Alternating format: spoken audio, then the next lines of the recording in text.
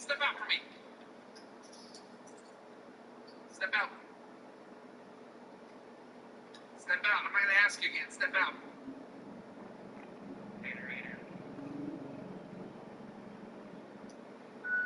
Welcome to another edition of TitoMan.tv. I'm your host, Tito Man. We're going to be jumping right in to another live.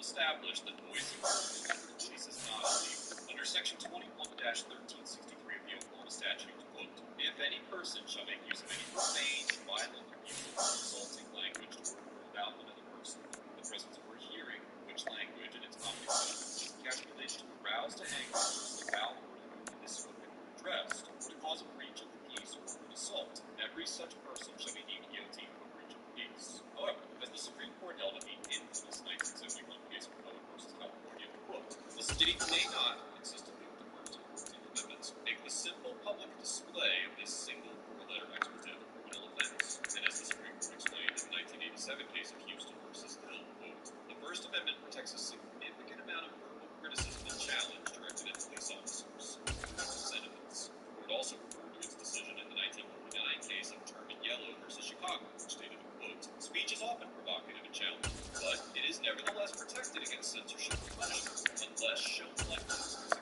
clear and present danger of a serious substantive evil that rises far above public inconvenience and limits of arrest. Given the long-established First Amendment protection for using profanity and criticizing the police, it is almost guaranteed that the First Amendment would not be constitutionally convicted of disorderly conduct for his use of a cursor. Right this way, sir. Have a seat in your car, man. You can record, have a seat in your car. You can record all you want, but have a seat in your car. The way he's acting, I don't feel comfortable leaving him in the vehicle the way he's acting.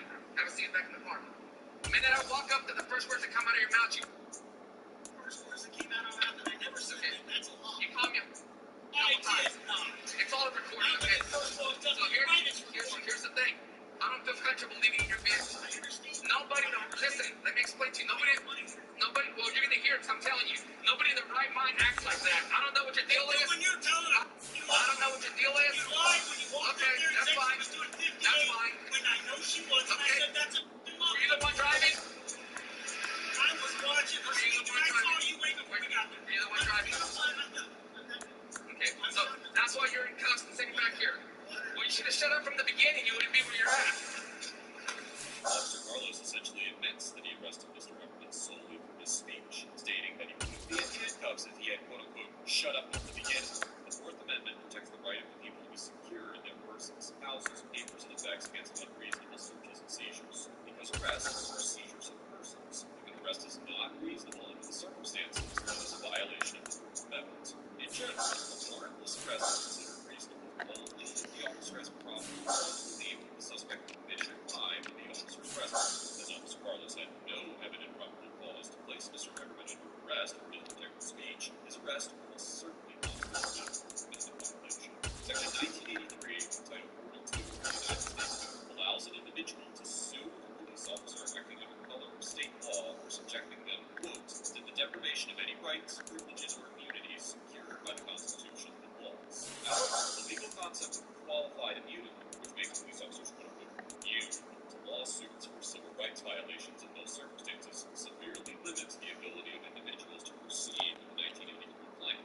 As the Supreme Court described in the 2018 case of District of Columbia versus Westfield, quote, officers are entitled to qualified immunity under Section 1983 unless they violated a federal statutory or constitutional right. The unlawfulness of their conduct is clearly established at the time of the officer's conduct. This demanding standard protects all but the plainly incompetent or those who knowingly violate. Given the long line of Supreme Court cases supporting the argument that Officer Carlos violated Mr. Everman's First and Fourth Amendment rights with wrongful arrest, if Mr. Everman pursued a 1983 claim against Officer Carlos, there is a strong chance he will not be entitled to qualified immunity. Here's the reason why your husband went in cuffs. Let me explain to you. I don't have to answer that part. Let me explain something to you. When I walk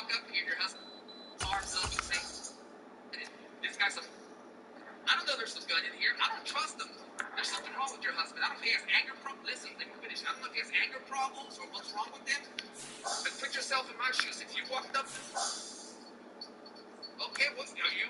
Do you need help? Are you sure you're fine?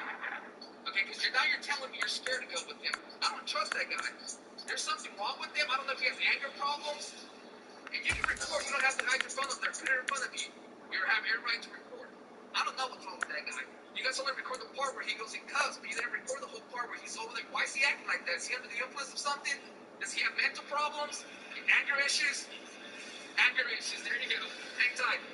Mr. Everman's wife tells Officer Carlos that her life is, quote-unquote, going to be hell after the traffic stop, and while denying that Mr. Everman was under the influence or had mental problems, the answer yes when Officer Carlos asked if he had anger issues. While these statements alone would not grant Officer Carlos probable cause to arrest Mr. Everman, could find that Officer Carlos was within his rights to detain and investigate Mr. Everman on reasonable suspicion of domestic abuse. In the 2020 case of Kansas versus Glover, the Supreme Court stated that, quote, although a mere hunch does not create reasonable suspicion, the standard depends on the factual and practical considerations of everyday life on which reasonable and prudent men, not legal technicians, act. Courts must permit officers to make common-sense judgments and inferences about human behavior. For example, in the 2021 case of Jurisdictions versus County of San Mateo, the Northern District of California found that an officer had reasonable suspicion to conduct a Terry stop to investigate a potential domestic violence issue, even though no allegations had been made and no violence had been witnessed. Citing angry behavior and the suspect's contention that the driver of the vehicle was cheating, the court held that, quote, those objective facts would lead a trained, reasonable officer to be concerned that there was some sort of dispute occurring that may be related to the crime of domestic violence. Under this framework, if Officer Carlos were to testify that Mr. Everman's behavior, combined with his wife's statements, led him to believe there might be abuse occurring, the court would determine that there was reasonable suspicion to investigate. You got any ID on you? I'm gonna document your name and stuff and send it up. I don't know where your wife's. Is that your wife? Everything is on body cam too, okay? She's saying she's scared to get back in the car with you after she got a ticket. I don't know if you beat your wife or what. Come here, I'm not done talking to you. Hey, have a seat back over here. Hey, have a seat back over there. You just told me you said you were afraid to Stand right get there. back in the car. Stand right there. Come on. You walk over there again, I'm taking you to jail. I think you beat your wife, honestly. I'm going to tell you right now. The way you act, it's on body cam. It's all on body cam. Why would she tell me? I don't know your wife. She didn't say that. You're lying. She said she got anger problems. Okay, it's all on body cam, okay? You got any ID or anything on you? No, I don't. I'm in document this. When you got involved with the traffic stop, you want to sit there and get involved. You're involved now. You want it involved? You're involved now. You got any ID on you? Do you have anger? Is she not lowered your anger this whole Okay. time? Do you have any ID on you? I said no. Why is Where's your ID? Why is you such a high? I'm concerned for her, honestly. Are you? I am. Are you? This is some weird, twisted reasoning. You've got a serious anger problem, dude. Really worried about you. Let's put this guy. You're pretty to go. I don't know what this guy's capable of. I appreciate it, guys. You guys be safe. Honestly. Come here. Hey, now come here. Hey, no, doesn't. Hey, stay where you're at, man. Hey, do not leave. Hey, you're not free to leave. You just threatened me. Step out of the vehicle. Get out of the car. Get out of the car. You just told me. Get out. You just told me that you hope I don't get hurt and I'm just put your hands behind your back. Be safe. Now you caught a felony. You want to play that game? Mr. Everman tells the officers to be safe and states that Officer Carlos's conduct is, quote, why cops get hurt. He then immediately walks back to the vehicle and gets inside. Officer Carlos demands that Mr. Everman step out of the car and handcuffs him, claiming that he threatened him and committed a felony, as we've discussed in previous episodes of ATV. While the First Amendment does allow states to criminalize, quote-unquote, true threats, it is difficult to believe that any court would find that Mr. Everman's statement was a serious threat, particularly given the fact that he immediately returned to his car to leave. Even if Mr. Everman's statement did constitute an illegal threat, it is unclear what felony offense Officer Carlos believed that Mr. Everman committed. While Section 21-1378 of the Oklahoma statute states that, quote, any person who shall threaten to perform an act of violence involving or intended to involve serious bodily harm or death of another person shall be guilty of a misdemeanor. Because Mr. Everman did not threaten any act of violence, this misdemeanor offense would apply to this situation. Additionally, Section 21-649 makes no committing an assault on the person of a police officer is a offense. And Section 21-641 defines an assault as, quote, any willful and unlawful attempt or offer with force or violence to do a corporal hurt to another. However, Mr. Everman's statement wouldn't be considered a violation of this statute because, as the 10th Circuit Court of Appeals summarized in the 2016 case of United States v. Mitchell, quotes, under Oklahoma law, the offense of assault may be characterized by either an attempted battery or a threat imminent battery, i.e. an offer, with an overt act beyond mere words. Mr. Everman's quote-unquote mere words were not illegal under either of these statutes and certainly did not rise to the level of a felony criminal offense. To learn more about threats in the First Amendment, check out the episode of ATA linked in the description.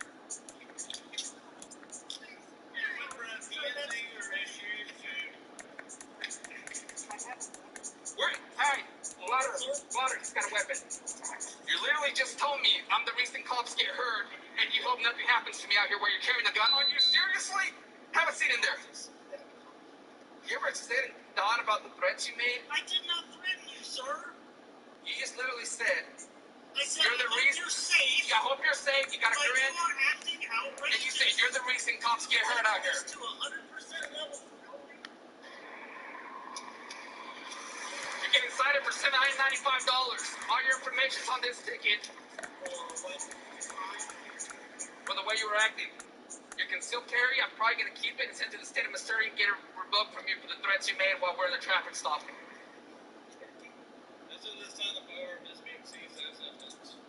The officers informed Mr. Everman that his firearm is being seized as evidence, and that they will have Missouri revoke his concealed carry permit for quote-unquote threats. Under Section 21-1290.26 of the Oklahoma statutes, an individual who is in possession of a firearm authorized to conceal or unsealed carry by another citizen must disclose that fact upon coming in contact with any Oklahoma police officer. In general, officers can seize a firearm if they have a reasonable suspicion that it's been used in the course of a crime. This appears to be the basis of the seizure in this situation. Because Mr. Everman had the firearm on his person when he made the alleged threat, the officers argue that it is evidence potentially for a charge involving a threat with a deadly weapon. However, as Mr. Everman doesn't appear to have violated any laws, decided to fail to immediately disclose his weapon to the officers, it is likely to find that the seizure of the firearm was not warranted. The officer's threat to get Mr. Everman's concealed carry license revoked also appears to be baseless. Under Section 571.225 of the Missouri Revised Statutes, quote, any person who has knowledge that another person is issued a Missouri concealed carry permit no longer is eligible for such permit may file a petition with the clerk of the small claims court to revoke that person's concealed carry permit. However, quote-unquote making threats is not identified as one of the reasons an individual can become ineligible. While criminal convictions can lead to disqualification, a mere arrest or charge cannot serve as the basis for revoking a permit. An individual can also lose their license if the sheriff reasonably believes that they are, quote, a danger to self or others based on previous documented pattern, but a single incident would not be sufficient to meet the standard. The threats you made that while you received a citation, while you went in cuffed the whole time you had... After providing a citation and a court date, the officers allow Mr. Everman and his wife to leave. According to a follow-up interview Mr. Everman posted on his YouTube channel, he called the defense attorney 5 minutes after this interaction concluded and fully intends to pursue legal action. Mr. Everman also stated that he called the chief of the Adair Police Department, but his concerns were not taken seriously because of the alleged threats involved in the incident. Several YouTube shared Mr. Everman's story, and within hours of the video being shared by the lackluster YouTube channel, the Adair Police Department's Facebook page and phone number were dead. According to Mr. Everman, the prosecutor has dropped all charges against him and returned his property to an indictment. Overall, Officer Carlos gets an F for blatantly violating Mr. Everman's constitutional rights, displaying a fundamental misunderstanding of the First and Fourth Amendments, and for maintaining a hostile and accusatory demeanor throughout the interaction. Officer Carlos's conduct speaks for itself to a large degree, and it goes without saying that his behavior should be investigated at the very least. Not only did the officer display a reckless disregard for Mr. Everman's civil liberties, but it appears that he also initiated the traffic stop based on a lie. Although it could be argued that Officer Carlos had the legal authority to investigate Mr. Everman for a possible domestic abuse charge, it is clear from the video that the officer was maliciously accusing Mr. Everman of anything he could in an effort to justify his detention. This stop was wrong misconduct from beginning to end, and I firmly believe that Mr. Everman has holds a strong federal case on his hands. Officer Carlos's behavior is a prime example of the type of conduct that can contribute to the erosion of public trust in law enforcement. And it'll be interesting to see if the city of Adair holds him accountable for his actions. Mr. Everman gets an A-, because although he failed to inform the officers that he was armed and could have invoked his right to remain silent effectively, he exercised his civil rights without physical resistance, peacefully complied with the orders of the officer, and followed up this encounter with the proper legal action. Whether or not Mr. Everman's statements were offensive or unprofessional, they were protected under the First Amendment, and Mr. Everman is not held to the same standard of professional courtesy as a trained and experienced member of law enforcement. It is well established that citizens have a right to verbally challenge the legitimacy of a stop, and Mr. Everman was well within his rights to express his dissent of Officer Carlos's claims. While Mr. Everman did make some minor mistakes during the stop, he maintained an excellent balance of complying with the officer's orders and exercising his constitutional rights. As mentioned before, Mr. Everman plans to take legal action against the officers involved in this encounter. And if you're interested in contributing to his legal fees, you can find a link to his GoFundMe page in the description below. You can also find a link to Mr. Everman's YouTube channel, so be sure to give him your support and let him know that ATA sent you. Let us know if there is an interaction or legal topic you would like us to discuss in the comments below. Thank you for watching. Don't forget to check out my second channel for more police interaction content.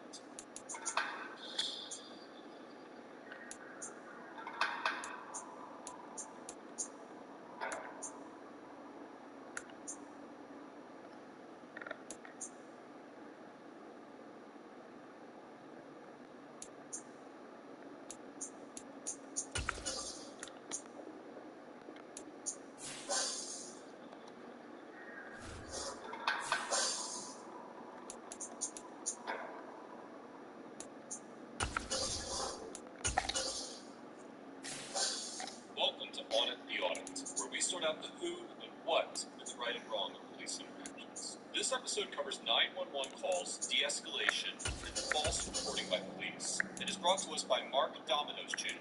Be sure to check out the description below and give them the credit that they deserve. Before we dive into the interaction, I want to give a big thanks to the sponsor of this episode, YouGov. If you've ever needed a quick buck, or just a little extra cash on the side to help you pay for your next online shopping spree, YouGov could be your answer.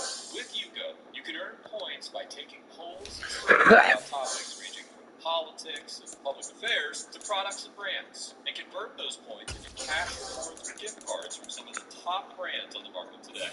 Earning money through YouGov is as simple as a few clicks. So get your next tattoo or date night fun started today by clicking on the link in the description. Thanks again to YouGov for sponsoring this episode. On June 24th, 2019, 52-year-old Mark Domino drove his motorcycle to work and parked on the backside of the parking lot.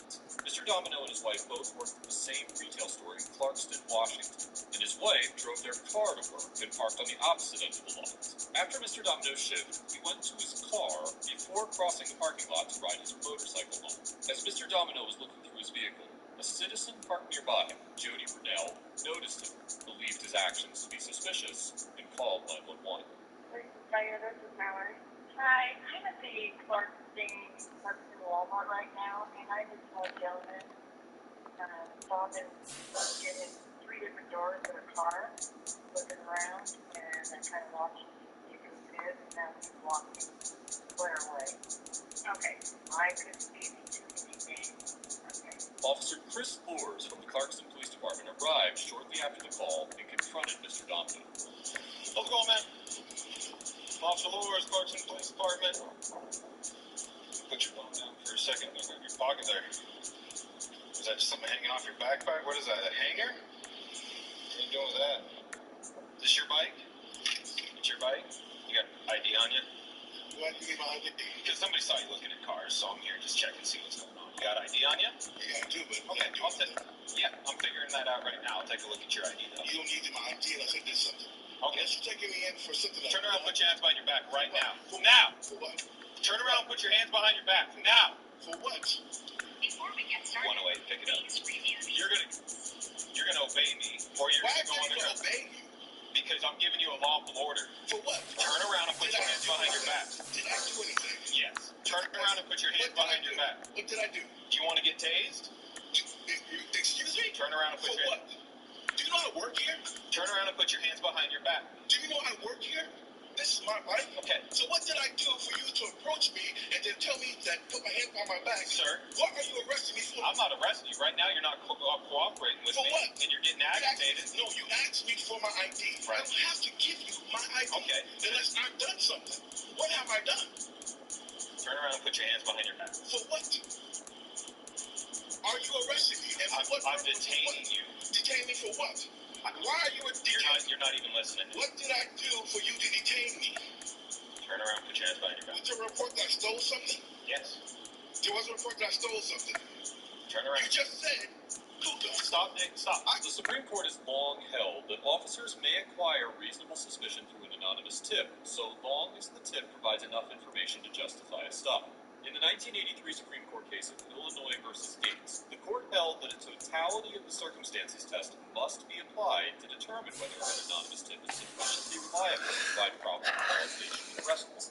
In the Gates case, the officers did not personally witness any criminal activity take place, but the court held that the anonymous tip in question was reliable because officers could verify several events predicted by the tip. 7 years later, the Supreme Court held that an anonymous tip was sufficiently reliable to provide reasonable suspicion so long as the tip accurately predicted several key details in the 1990 case of Alabama versus White. In the White case, the court explained that, quote, if an informant is shown to be right about some things, he is probably right about other facts that he has alleged, including the claim that the object of the tip is engaged in criminal activity.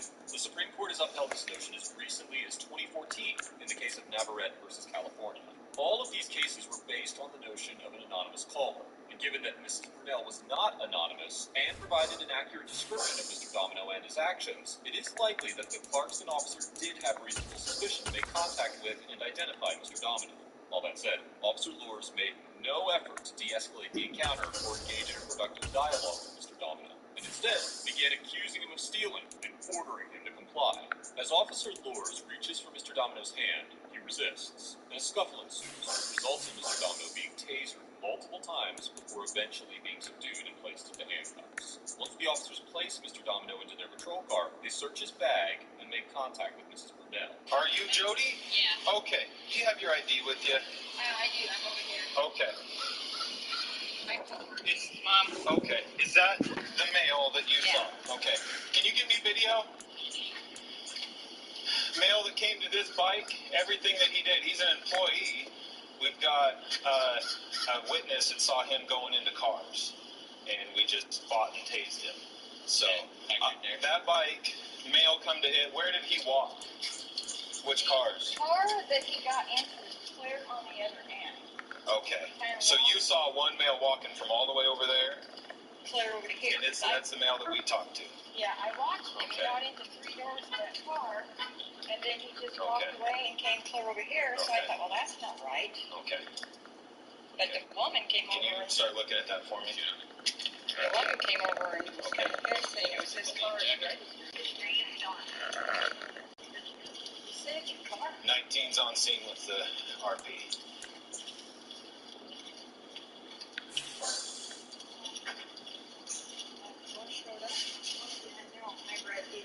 Okay, I'm Chris. Just so you know, everything's being recorded.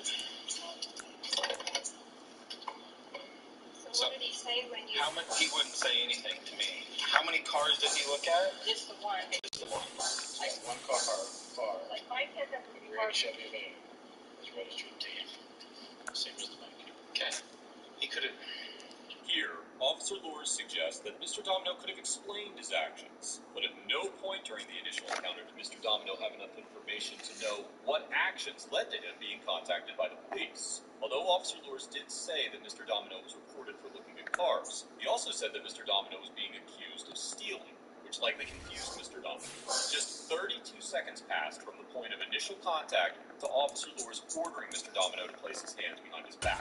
Officer Lures made no attempt to corroborate any of the information from the 911 call and shifted the focus of the stop to Mr. Domino's refusal to identify rather than the alleged crime. The state of Washington only requires officers to undergo 2 hours of de-escalation training per year. However, it is one of the few states that also requires supplementary training as well. There is no all-inclusive list that identifies all the methods and techniques officers might employ to de-escalate an incident. But earlier this year, the the California Commission on Peace Officer Standards and Training created a de-escalation strategies and techniques manual that outlines several of the most fundamental principles of de-escalation and offers members of law enforcement thorough insight into how to de-escalate police interactions. One technique that the manual suggests is giving the suspect a voice by listening to their concerns, and the manual explicitly states that officers should seek first to understand before attempting to be understood. The manual also highlights the fact that there are many levels of control outside of physical control, and that while a lack of control can get an officer hurt, over-control, especially when not needed or justified, can cause hostility or draw a complaint. The manual goes on to state that physical control or force used for expediency, in most cases, should not be preferred over the use of skills and techniques of de-escalation that might otherwise take more time, but achieve the same desired result. Officer Lors' immediate reaction to Mr. Domino's passive resistance was to gain control by force, which ultimately evolved into a physical altercation. At no point did Officer Lors make an attempt to understand Mr. Domino's perspective or offer him the opportunity to explain his actions. If Officer Lors had taken the time to give context to why he was contacting Mr. Domino, then this interaction likely would have had a different outcome. Hey, friend. So you saw him get into one car and then walk across Yeah, the so parking lot? say like my pickup was right Right. here, that car would have been right there facing me, so I put my cart away, and he walked down this way, he walked to the passenger side, got in that door, came around this way, got in the driver's door, and got in the back, and there was a car right next to him, so he stole his keys, but he never used a key on anything, it was all the lock, and then I couldn't tell if he grabbed anything, but then he just walked away down this aisle, and then just headed straight over here. So yeah, that looks like a problem. Right. Okay, let me get you a written statement form if you could fill that out for me. I'd appreciate it. Okay. No, and then he started, like, he was just super agitated, I'll have to tell you my name. I'm like, listen, man, so right now you're being detained. And he got all jacked up and he was hoping to turn around and put your hands behind your back. It's Madden NFL 23. Coming up, we'll see Carson Wentz. Sort of danced around with him because he's a big dude like this for a while. And then finally he wrapped his arm around me and I had my taser out already. And I tased him and took him down and finally got him cuffed and we followed him. Wet weather squarely in the forecast this afternoon in Santa Clara, California at Levi's Stadium. Today we've got a good NFC matchup on tap between the Washington Commanders and the San Francisco 49ers.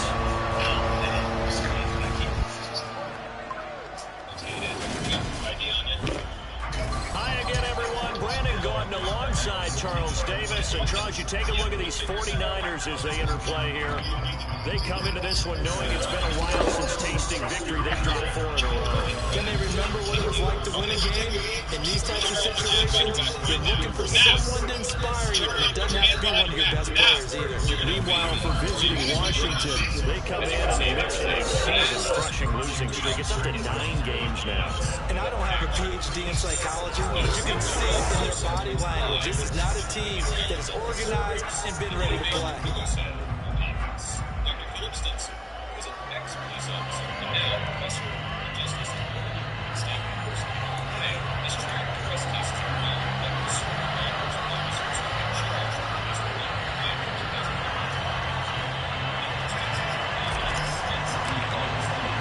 The holiday season is upon us. We've got the gift of the NFL as we're underway here in Week 16.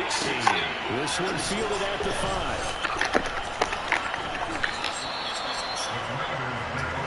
Commanders trot to the field for their first possession, and it's the 7th-year quarterback out of North Dakota State leading the way. His 3rd NFL team, Carson Wentz. Okay, I thought there was something to build on in last week's game by his performance. I thought he played fairly well overall. The numbers won't knock your socks off. 2 touchdown passes and an interception. The bottom line, though, they lost. Yeah. How does he eliminate that 1 interception, continue to take care of the ball, and maybe increase the number of times he puts the ball in the end zone with a receiver?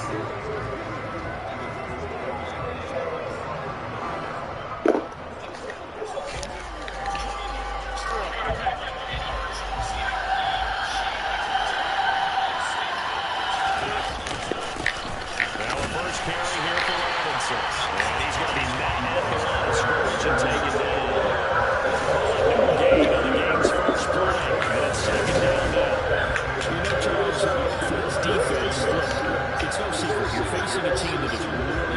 struggle. They haven't won in what seems like forever, but sometimes a desperate team can be a dangerous team, right? You're exactly right about that, but they shouldn't be.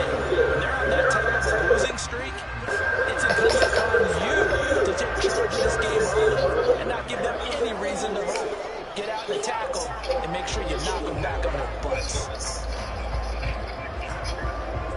So after the run for no gain, here's 2nd and 10. Throwing his Wentz. He'll get this into the hands of Antonio Gibson.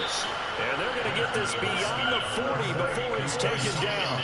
That one a gain of 20 and a first down. Now Wentz. Back to Gibson and another catch for him. And he'll be tackled on the other side of midfield at the 46-yard line. Well, we know he can run the football too, but he's a good pass catcher. That's been on display here, Charles, on this opening drive. And we certainly have seen the benefits of what he did in the offseason, which was spend more time with wide receivers, working on routes, working on cuts, in order to make himself a more complete running back and even more of a threat downfield.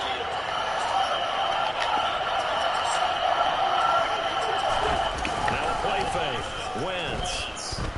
Rolling, and he can't get rid of it. He's taken down. Multiple players combined for their team's first sack of the game. Now that was a passer's nightmare. The front door totally shut down by the defense, so he kept going backwards, hoping to find another avenue of escape. It didn't exist. Throwing on 2nd and long. Wentz. And his throw's going to be incomplete. Christmas Eve here in 2022. A big slate today of Saturday games. But we will have, ready for this, a triple header of action on Christmas Day tomorrow. I think it's pretty safe to say we won't have a white Christmas in any of these places, however. Into heavy traffic, and it's intercepted. Picked up by Charvarius Ward. And the 49ers are going to take over once again at their own 25-yard line. Remember, Charles, this is the #1 defense in the NFL, and they've proved their mettle here, forcing the turnover on the opening possession. And sometimes when you play a team that has that reputation, it's earned it by their play. The psychology is, okay, they're #1. They have to prove it to us, and they try to attack. They found out that ranking was real. And if history is any indication, when this defense gets off to a good start, look out. Yeah, their offense plays off of them awfully well, too.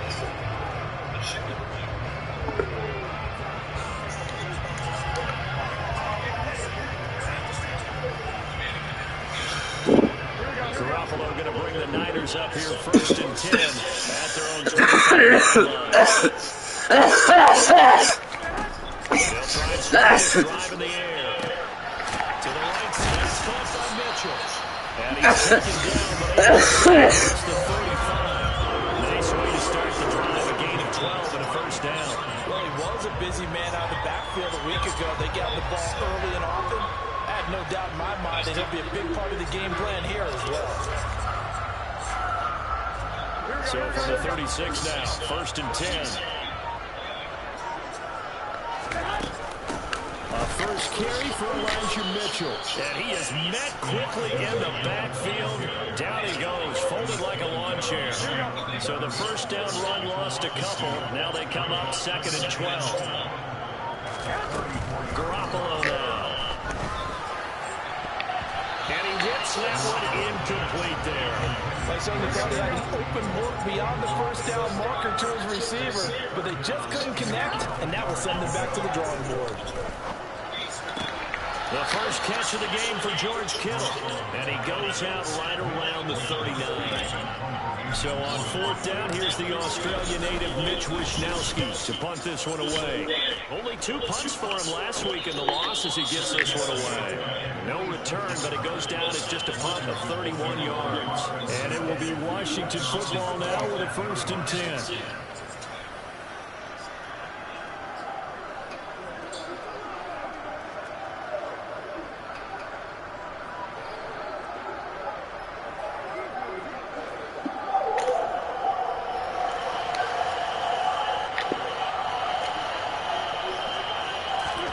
Trying to shake off the interception. He'll look to throw.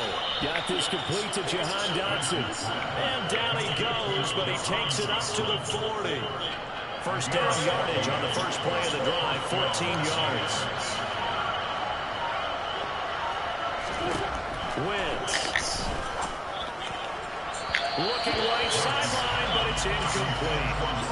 So after the incompletion on first, now 2nd and 10. A toss left side for Gibson. And he is swallowed up right at the line of scrimmage.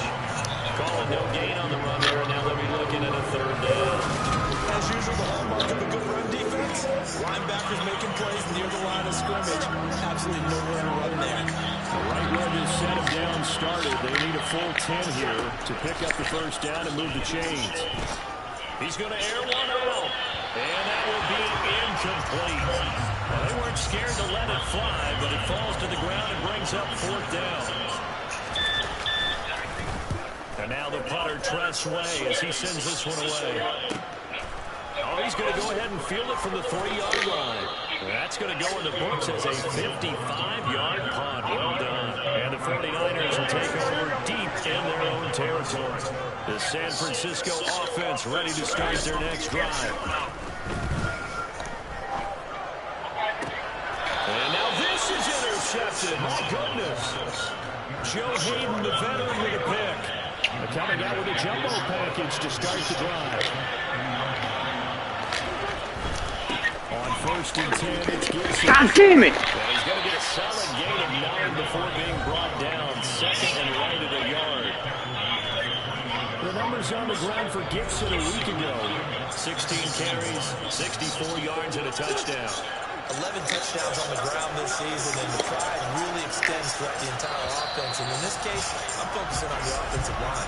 The leverage, the ability to get downfield, make that extra block in order to give him more space to run. They really look forward to him carrying the football because they're going to get him to the end zone. Washington with the football here to begin quarter number 2. As they've got it with a 2nd and 1 coming up. Gibson again. And he'll be brought down inside the 20 at the 19. And we're going to stop play here, at least momentarily. It looks like there's a 49er who's in some discomfort. Always unfortunate to see an injury, especially this close to the end of the regular season. We'll step aside. And they'll get to him just inside the 15, even after that strong run we witnessed. Following the pickup at 4, here's 2nd and 6. A give up the middle to Gibson. And now they're inside the 10 as he's brought down at the 9.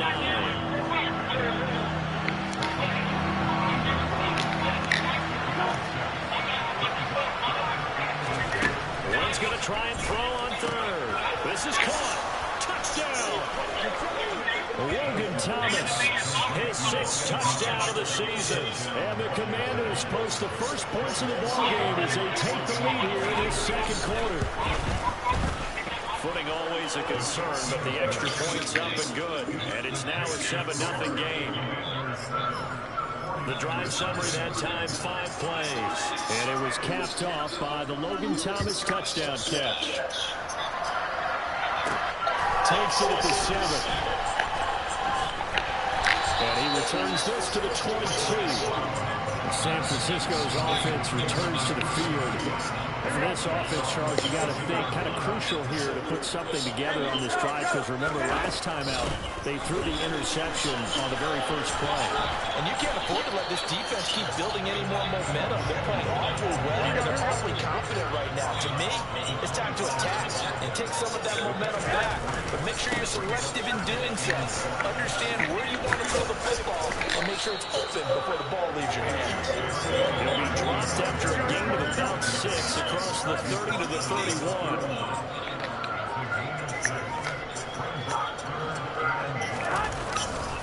They'll try and pick it up with Mitchell. And he's able to get it to the 33. Good enough for a first down. The Niners had 8 and 6 now on the year. They come into this one knowing it's been a while since they've had a W. They have dropped 4 in a row. Let me tell you, when you go with my partner, in this league, without a victory, it gets tough to come to work every day. And in addition, you start to wonder about your job security as well. First down, here's Mitchell. And he'll get this up to about the 40. It's a 7-yard carry to set them up with a 2nd and 3.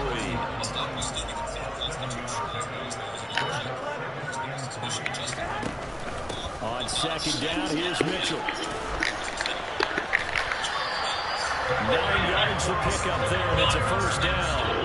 Well, that was a unit that understood exactly where the first down marker was, handed it to their guy who could run it, created some space, and he got there. Once again, it's Mitchell. And he'll get maybe a couple before he's taken down, as that will take us to the 2-minute warning. The tackle by Cole Holcomb. The last run got a couple. Here's 2nd and 8. Here's Garoppolo to throw. And that'll be incomplete. They've given him some different looks here defensively in the early going. He's only getting 2 of his first 5 passes. With a big 3rd down coming up, he's hoping he's got a play dialed up. They can take advantage of whatever the defense throws at him. Throwing is Garoppolo on 3rd down. He rifles one that's intercepted. William Jackson with a pick. And the Commander... Now, you put yourself in my shoes, sir. You're a police officer. That's my property right there. I'm supposed to watch. Field position here as this is a turn just shy of midfield. Out there set ready for this next drive, the Washington offense. They start near midfield following the interception as they begin 1st and 10. Now a throw over the middle, and he's got it to start the drive. And he'll be brought down to the other side of midfield at the 43. To throw again on 2nd down. Wentz being chased out left. And he's going to get this down near the 25. And they're going to stop play here, at least momentarily. It looks like there's a 49er who's in some discomfort. And not what you want to see this late in the season. Medical staff is going to check on him, and we'll step aside for a moment. Now left side on the swing pass. And they take him down, losing yardage back at the 27. That one unable to develop, never got going. A loss of a couple, and it's 2nd down. And Washington now going to use the first of their 3 timeouts, as they'll stop it with just over a minute to go before halftime.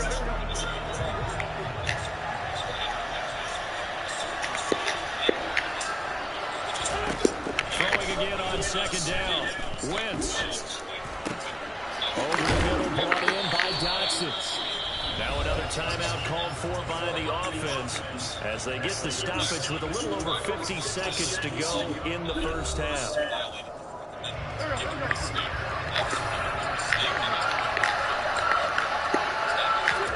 Now Wentz. Dotson has it. Touchdown, Commanders. Carson Wentz with 2 first-half touchdown passes. And the Commanders will extend their lead in the final minute of the half. Extra point by Sly is up and good. And that'll make the score 14-0. 5 plays there on that drive. And it was Jahan Dotson with a touchdown catch to finish things off. Kick team out there for the Commanders as they send this one away. Fielded right around the 8. And not much happening on the return as he'll get this to about the 23. Well, the Niners going back on offense now late in this first half. Well, they're certainly in need of some kind of points here before the end of the half. A field goal or something being shut out right now. They could really use some momentum. God damn it! Intercepted. Picked off by Bobby McCain. And the return stops at the... Intoxicated. Officer Maduro then arrives on the scene to conduct an investigation. They're all stupid, man. So from the 39 now, come up on 1st and 10. So after the INT, here's Wentz. Slings this deep from McCoy. And that is incomplete. So now 2nd and 10 after the incompletion on 1st down. Wentz going to throw. Oh, look at Thomas wide open. he's brought down here just outside of the 20. Now San Francisco going to call their second timeout as they'll stop the clock with 26 seconds to go until halftime.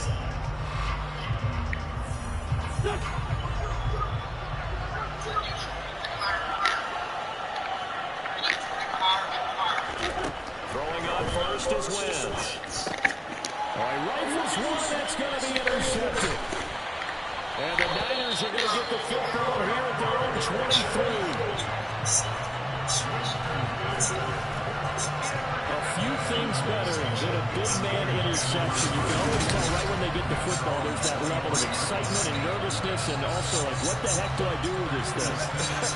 And you say, no better sight, but not for the quarterback to just throw it. It's bad enough to throw a pick, but throw one to the big guy.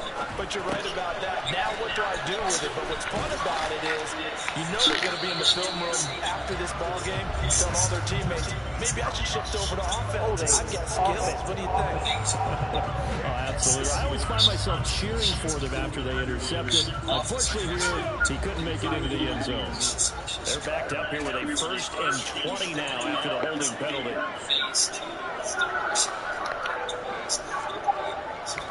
Purdy looking to throw. He's going to fire one deep over the middle. And a penalty flag comes in as that one winds up incomplete. But the contact is going to move the ball well downfield. Well, obviously, they never want to see penalties on that defense, but this one a little bit more significant there on the downfield pass play. And coaches preach it all the time. You can't put yourself in that kind of position if you're the defender. You got to stay in a spot far downfield where you can play the ball without creating extra contact.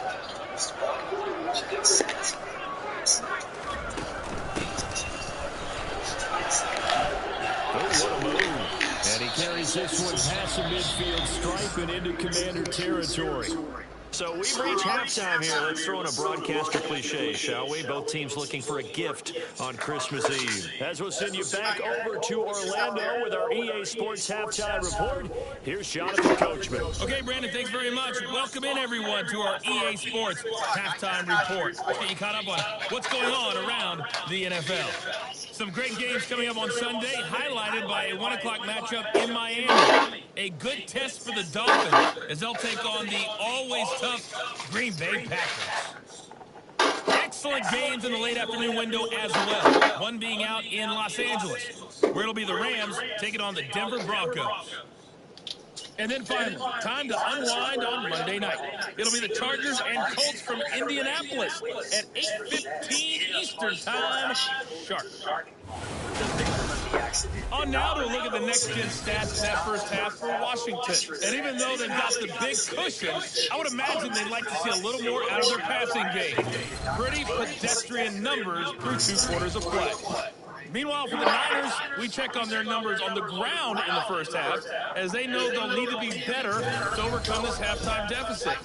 Both these teams getting a chance to dry out, maybe change their cleats if need be, but halftime's just about over. Time to get back to it.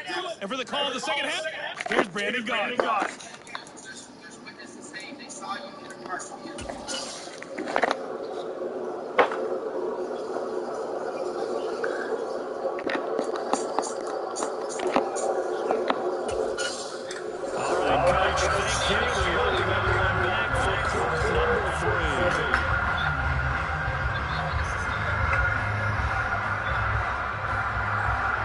Forecast calling for more of the same. The rain set to continue as we are underway in the second half. This is taken just shy of the 10.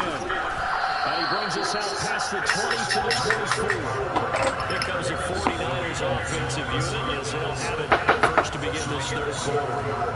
Charles, it'll be interesting to see what adjustments this offense made in the locker room. Haven't really been able to get anything going offensively, virtually nothing in the ground attack either. So certainly something has to change here in quarter 3.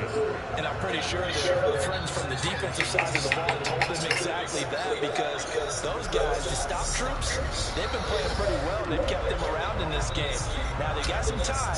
The running game struggled in the first half. Opposition knows how to focus on defending the pass here.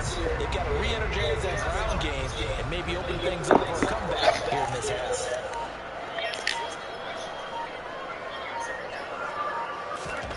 And here comes comes throw number 1 for the backup QB. And the grab by Croft. All that for a 2-yard gain, second down.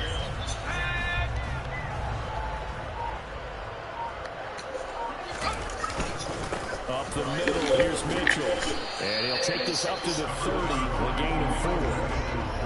This offense in desperate need of a conversion as they come up on third down.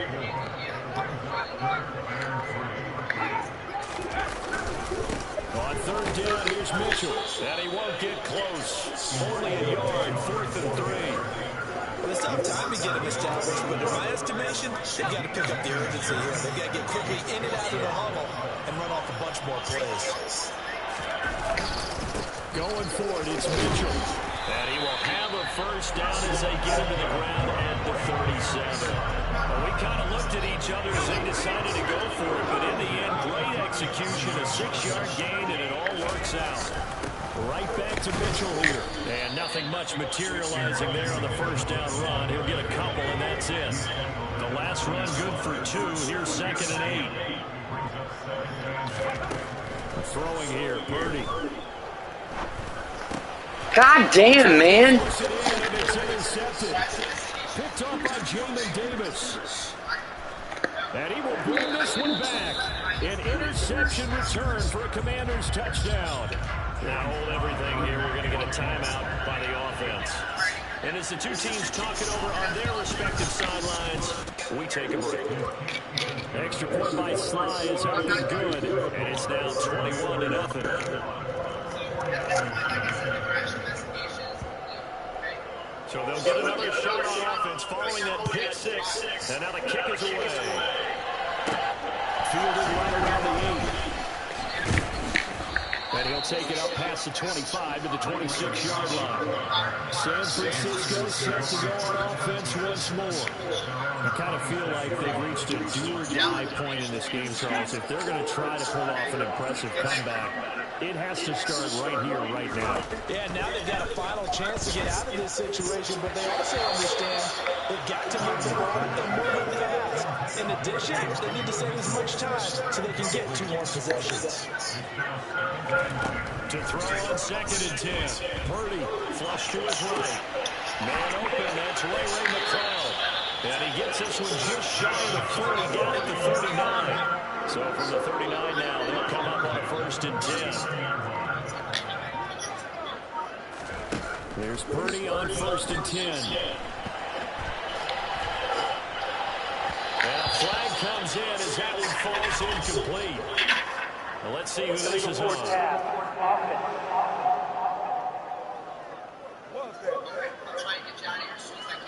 Yeah, we kind of sensed that one. He got a little too far forward before throwing, and that one will set them back. And remember, the NFL level, being aware of where the line of scrimmage is crucial. Here's the other part. Any part of the quarterback's body that's near that line of scrimmage, he's going to get the benefit of the doubt. So he was clearly over the line. Now a deep ball there on 2nd down, but it'll wind up incomplete.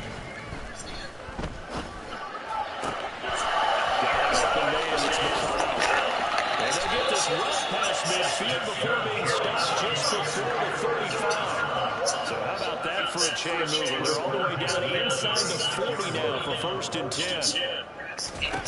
On 1st down, Purdy drops this underneath. It's Mitchell. And down right around the 32-yard line, 4 yards on the pickup.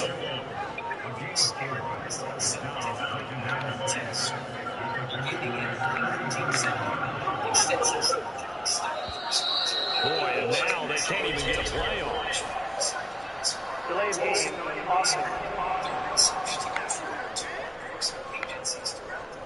The offense knew it. They were already starting to walk back as that one is accepted.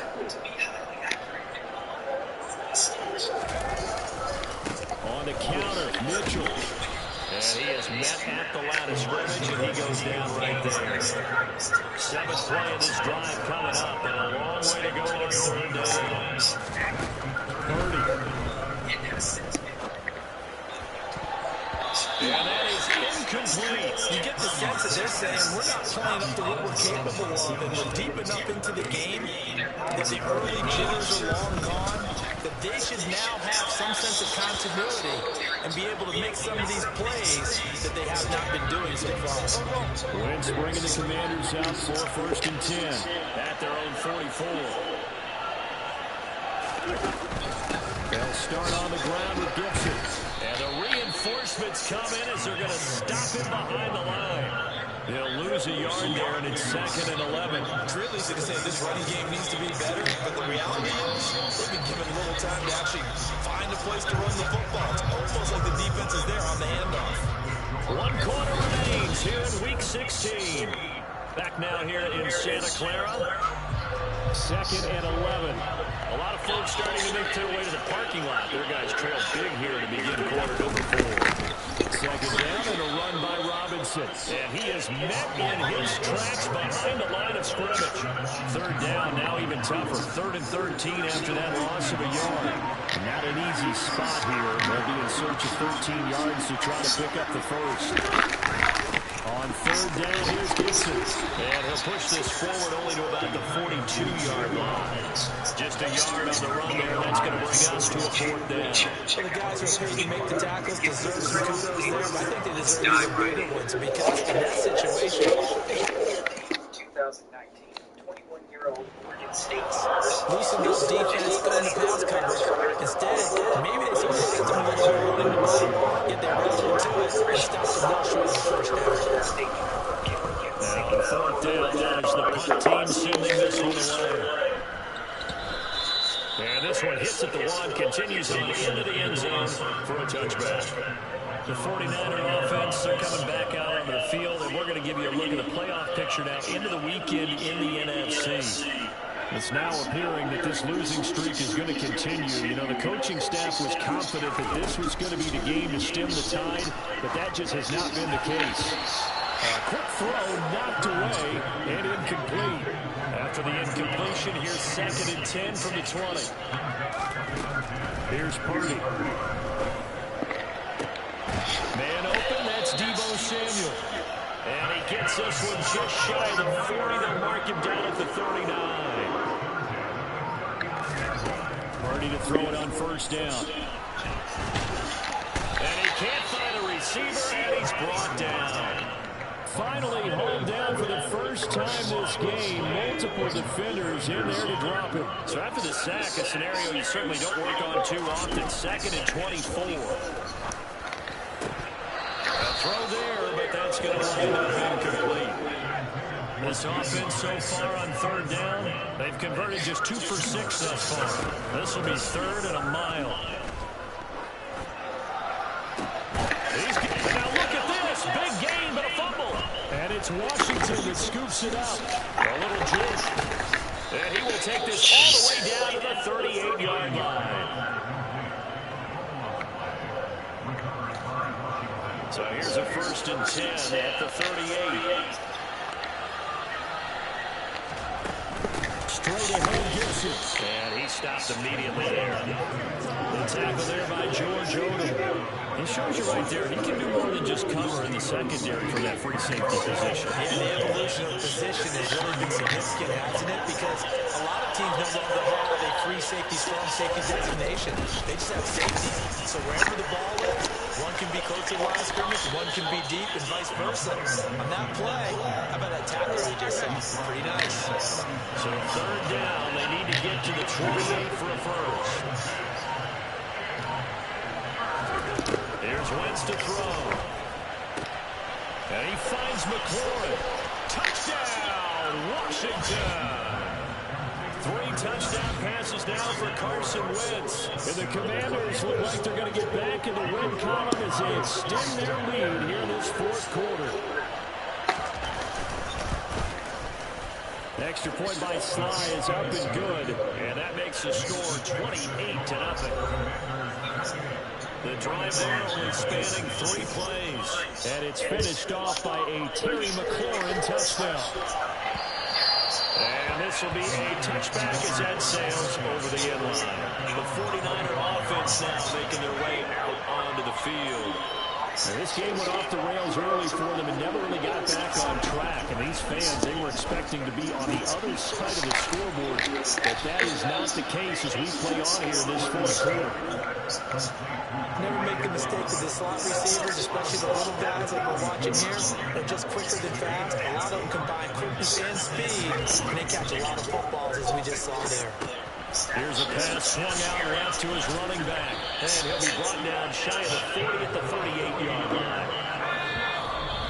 Just 2 minutes remaining here in the fourth quarter of what has been a one-sided affair. 6 yards to pick up, and that's a first down. On first down, it's Purdy. And he fires one incomplete. And that's another play that's painted the picture of this game overall. It's been a blowout. It's been continually fueled by big turnovers and stops for one side. And trying to get it to Samuel, but it's intercepted. Picked up by Brian Poole. And they'll start with great field position at the 41-yard line. And whistles, and we're going to have another stoppage of play as they call the timeout on defense with 1:53 left.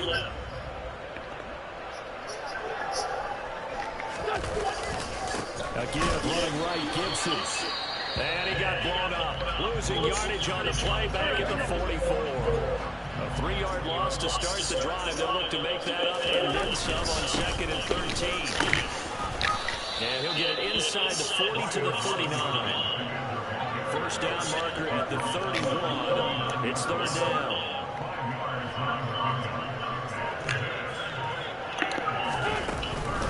Shotgun handoff to Gibson. No gain there on the play, and that's going to leave them with a fourth down.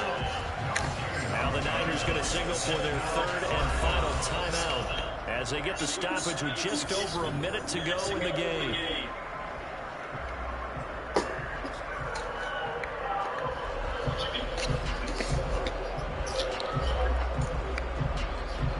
So now they're going to send out the field goal unit to, as they say, fire away from long distance.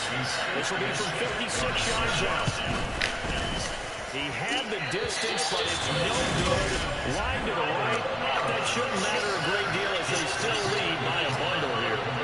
And anytime you see a kicker caught out to try and run for 56 yards, you know everything's got to come off perfectly for it to have a chance. If the laces aren't quite right, if he doesn't hit the fat part of the ball just right, it's unlikely to go through. And that one winds up no good. They'll roll him out right. And he rifles one incomplete. At this point in the game, they've got to continue to try anything they can. They're still working at it, even though this one feels like a lost cause. Throwing again on 2nd and 10. Purdy. This one caught by Kittle. Yeah, he is out of bounds, but not before he's inside the 30. Purdy looking to throw on first down here. Under pressure, and he will go down. Sacked back at the 38. Chase Young racking up sack number 12 for him on the year. Throwing on 2nd and long. Purdy, he'll take a shot to the end zone. And this one incomplete. I couldn't hang on to it in the end zone. And that's one that'll launch us. And now it brings up third down. Now on 3rd and long, they'll look to throw. And he cannot avoid the pressure as the Washington pass rush gets home. So a victory here for the Commanders. And this was truly a total team effort, Charles, on both sides of the ball. No, they absolutely pitched a shutout, so it can't get much better than that, right? The deep. My boss. Yes, I do, but you see, the problem is I have my cell phone, I don't have my law book, and I don't have the department's policies, rules, and procedures. We don't carry that with us. It's computerized. If you receive a citation, you're arrested. Your defense attorney, or you yourself, if you're representing yourself, through discovery, can request all of that information to support your case and support what I However, it is customary in our society that when a police officer is to be identified as such, violation, you go along with the program. That is the requirement. You are lawfully required to provide identification. officer gets to decide whether you get a warning, a ticket, or you get arrested if you've committed a crime.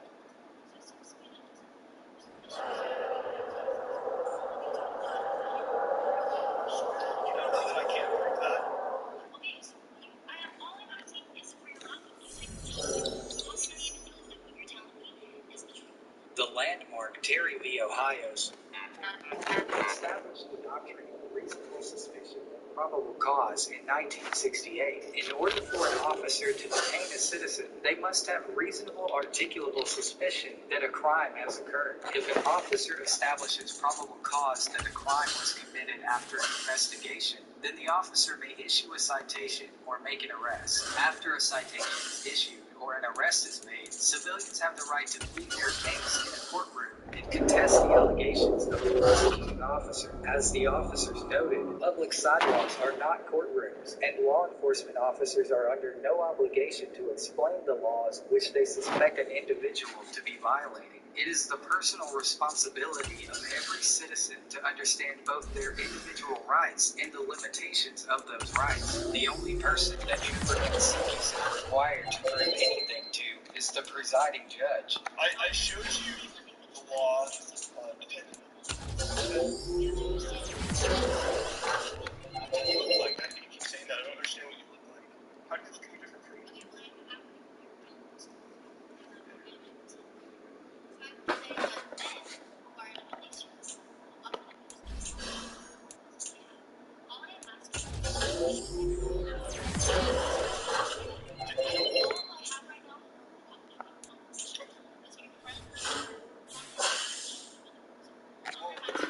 We don't even know each other. I've never met this man before.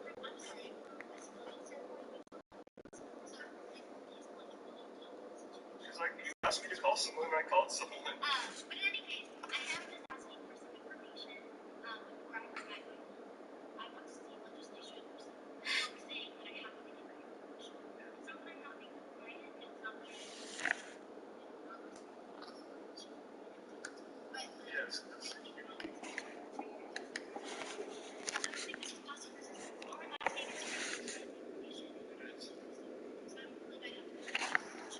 The phrase passive resistance has assumed many similar but acutely different lawful identities throughout its tenure within Oregon's law books. The previous iteration of the phrase, which was clarified by Oregon's Court of Appeals in 2015, declared that passive resistance only pertains to an individual who is performing certain acts or techniques commonly associated with governmental protest or civil disobedience. In the 2017 case of Oregon v. McNally, the Oregon Supreme Court rejected the lower court's interpretation of passive resistance and simplified the phrase, defining passive resistance as non-cooperation with the peace officer that does not involve violence or other active conduct by the defendant. As the officers noted, Ms. Hansen's refusal to provide identification when lawfully ordered to do so is the textbook definition of passive resistance, but the officer's invocation of the passive resistance doctrine plays a larger role, which we will discuss later in the video.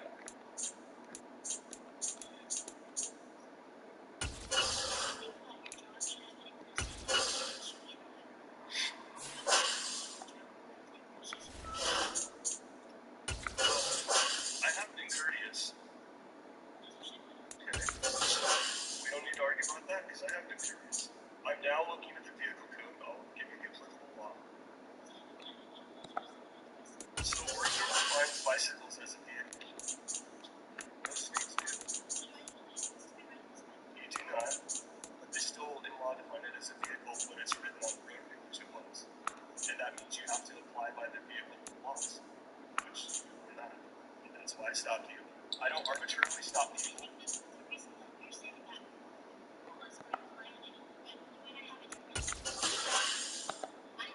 Right. And that's why we have court. Like the other officer suggested, that's why we have court. So if at the end of this,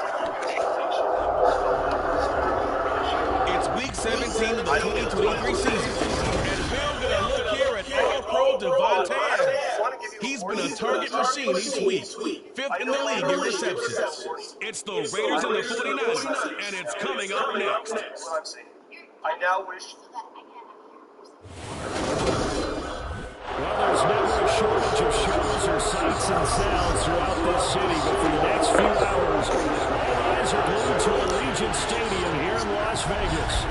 Coming up, we've got what should prove to be a good one between the San Francisco 49ers and the Las Vegas Raiders.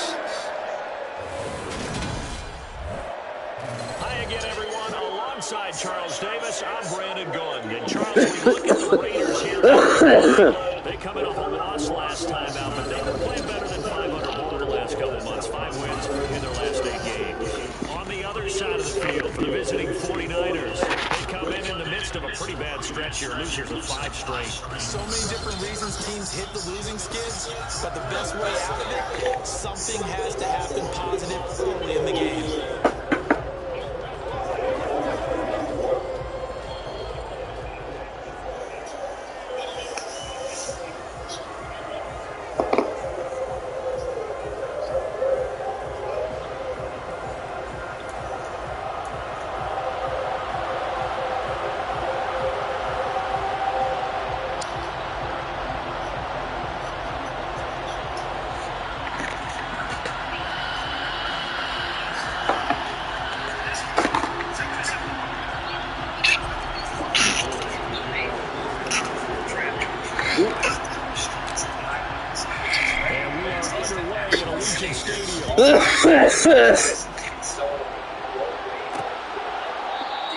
No one back here on the opening kickoff as we'll start at the 25.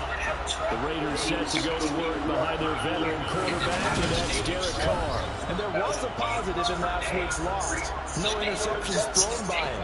But he only threw 1 touchdown pass, and you know he wants that to improve. He might even consider that as part of the reason that they couldn't take the win last time out. I believe we'll see a more aggressive version of him this week whenever they're nearing the end zone. He's defined as a collector by the Federal Highway Administration and is approximately 32 feet wide, given that the average daily travel of valley streets ranges. Right to the air is Carr. He gets this to Devontae Adams. And he'll be taken down, but not before they work it across midfield. The catch and run pays off for 29 yards. So from inside Niner territory now, this is 1st and 10 at the 46. First rep of the game for Josh Jacobs. And now they're going to get him down right at the line of scrimmage. No gain on the play there, 2nd down. So you get a look at their key inactives for this week's game, and Charles, clearly you don't want to have any of these guys unavailable, especially when you're where they're at fighting for a playoff spot. I agree, because the postseason is on the line. So you've got to overcome the injuries and find a way to win. And the only way to do that, the guys available have to step up. What's that mantra in the NFL? Next man up. This is their opportunity. Carr with a play fake to Jacobs. That's going to be caught along the sideline. What a job of keeping his feet in bounds. They say that's a catch. First down Raiders, Carr to Waller. Solid opening drive so far, Charles. They've moved this football into field goal range, but you know that they want to cap this off with 6 and not 3. Absolutely. As one of the better coaches in the league always tells me, on offense, I want their body blows all game long and finish it with uppercuts. Well, here are the body blows right now. He's hoping one uppercut will take care of the end of this drive. A check on the numbers a week ago for Waller. 6 catches, 68 yards. And he was able to get open there, but that's not always easy against this bunch defensively. We are deep enough into the season where numbers count. This is under a heavy rush, and down he goes. They bring him in off the corner that time, and he gets home for a loss of 6. Now, the number one mission of any offensive line, you got to protect that quarterback, keep him safe back there. And this time, the rush got to him in a hurry. Play action. Now it's Carr. And I think that one might have been intercepted, but he will be ruled out of bounds. So this will go only as incomplete.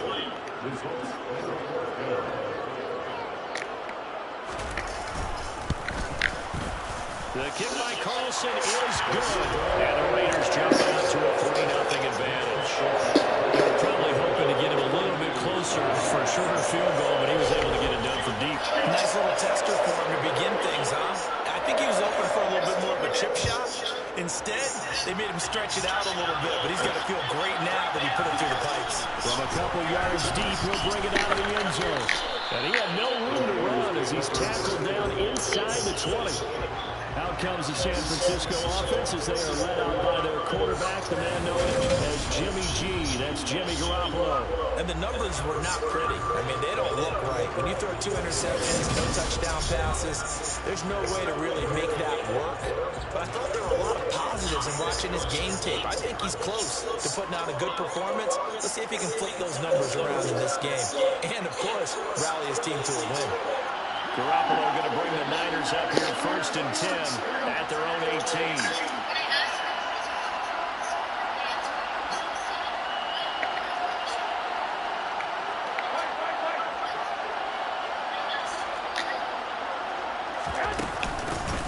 Here's Mitchell now to kick off the drive.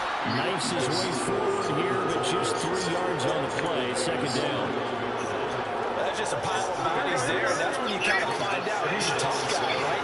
Who can stand up and make a play. It was only a 3-yard run, but for both sides, they had to walk away from that feeling like, okay, I can stand up when the going gets tough in here.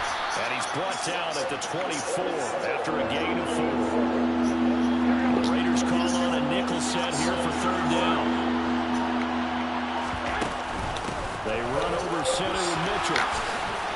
And he gets this one just shy of the 40, down at the 39. So from the 39 now, they'll come up on 1st and 10.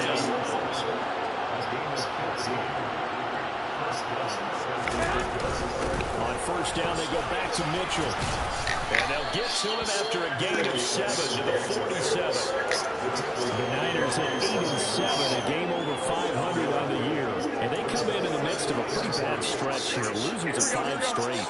And far be it from me to go ahead and go gloom and doom, right? If they fall down 7-0, 14-0, all of a sudden the cycle starts all over again. So the best way out of this for them, they need something to happen positive early in this game. That's a great way to help break this losing skid. Another run with Mitchell. And he won't be close to a 1st down as he runs into a wall right around the line of scrimmage. 3-0 after 1 on EA Sports.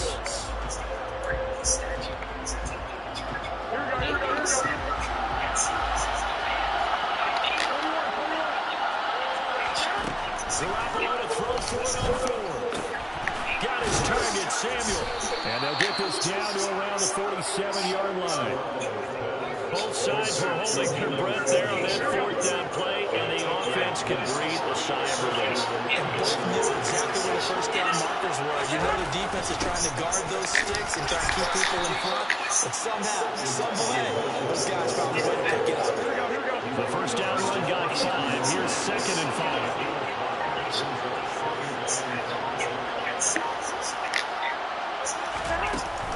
From the gun, he gives to Mitchell. And he'll take it inside the 40 to the 39-yard line. A good chance this is 4-down territory if they're unable to convert. Right now looking at a 3rd and 3. They'll try and pick it up with Mitchell. And a nice burst there as he'll take this inside the 30 to the 28-yard line.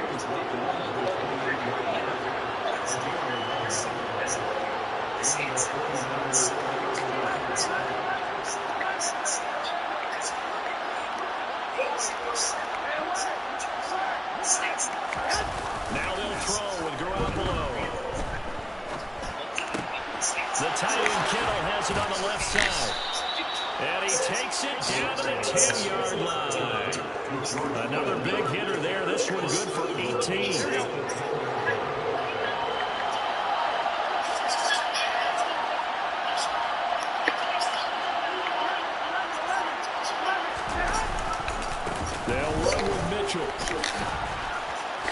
And he will fight his way into the end zone for a touchdown.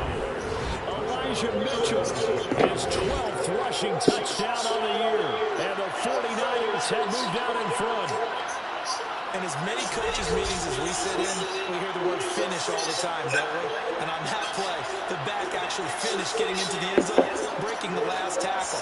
Tried to wrap up, tried to use the proper technique, just wasn't able to get it done.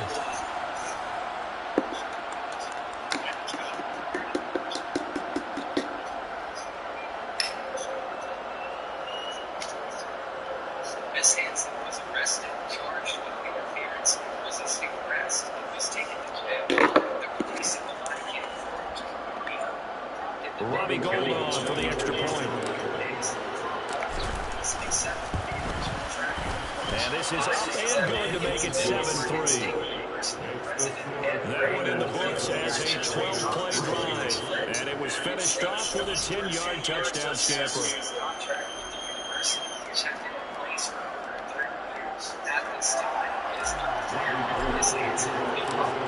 After the touchdown, it's Robbie Gould now to kick it away. Phillips, he's not going to bring this one out, so they will begin the drive at the 25. Well, we're probably not the first, but all of us at EA Sports certainly want to wish you and yours a happy and prosperous new year. And as a celebration of that, a big slate of NFL games on this Sunday, Week 17.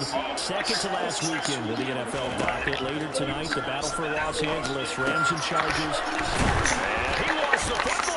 And now this is scooped up by the 49ers. Jesus. And they will set up shop in enemy territory at the 42-yard line. It's costly to cough up that football. These defenders, they become so adept, though, at jarring it free. Yeah, it's amazing that there aren't more fumbles caused because now, if you're an offensive player, you go through ball security drills every single day. It's really not out of line to think you should take the ball to bed with you and just hold on to it. But the bottom line is, no matter how much you try to protect it, these guys are pretty good at finding ways to knock it out. And he'll get what he can up the middle, 3 yards. That'll bring up second down. 3 yards on that last carry. Here's 2nd and 7.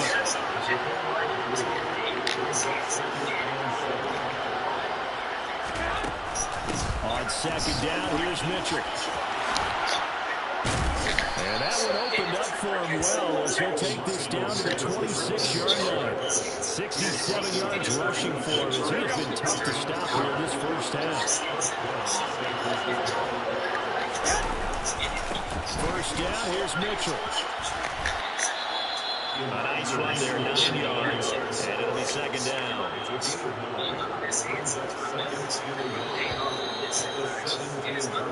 2 minutes to play in this first half, 7-3, our score.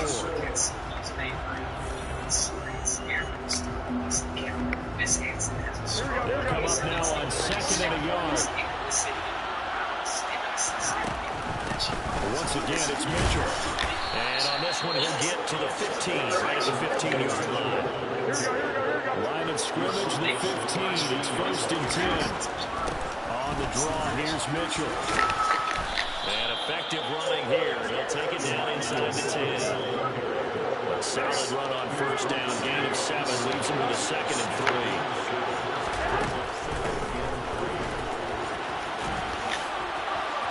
And across the chalk. Let's go. Touchdown. Debo Samuel, his 6th touchdown of the season. And they're able to add on to their advantage. CD for them, this has just been an offensive explosion here in the second quarter. Yeah, held scoreless in the first quarter. Now they find the end zone again here in the second. Sometimes you just have to have some patience. A lot of people think it's always an adjustment. You have to change what you're doing. Sometimes you just have to do your game plan just a little bit better. And I think that's part of what we're seeing here. After the touchdown, it's Robbie Gould now to kick it away. Here comes Darius Phillips out of the end zone. And not a good return here at all as they'll be forced to start at the 12-yard line. The Vegas offense ready for their next possession. And Charles, we'll see what they can do here. Not a ton of time left, but enough certainly to get points out of this drive. And they need them right now because they're trailing. Yeah, this is exactly why you practice a 2-minute drill all through camp. And at least one practice each week before a game. A minute left. More than enough time to string a few completions together, reach the end zone, and then make that walk back to the locker room just a little more animated.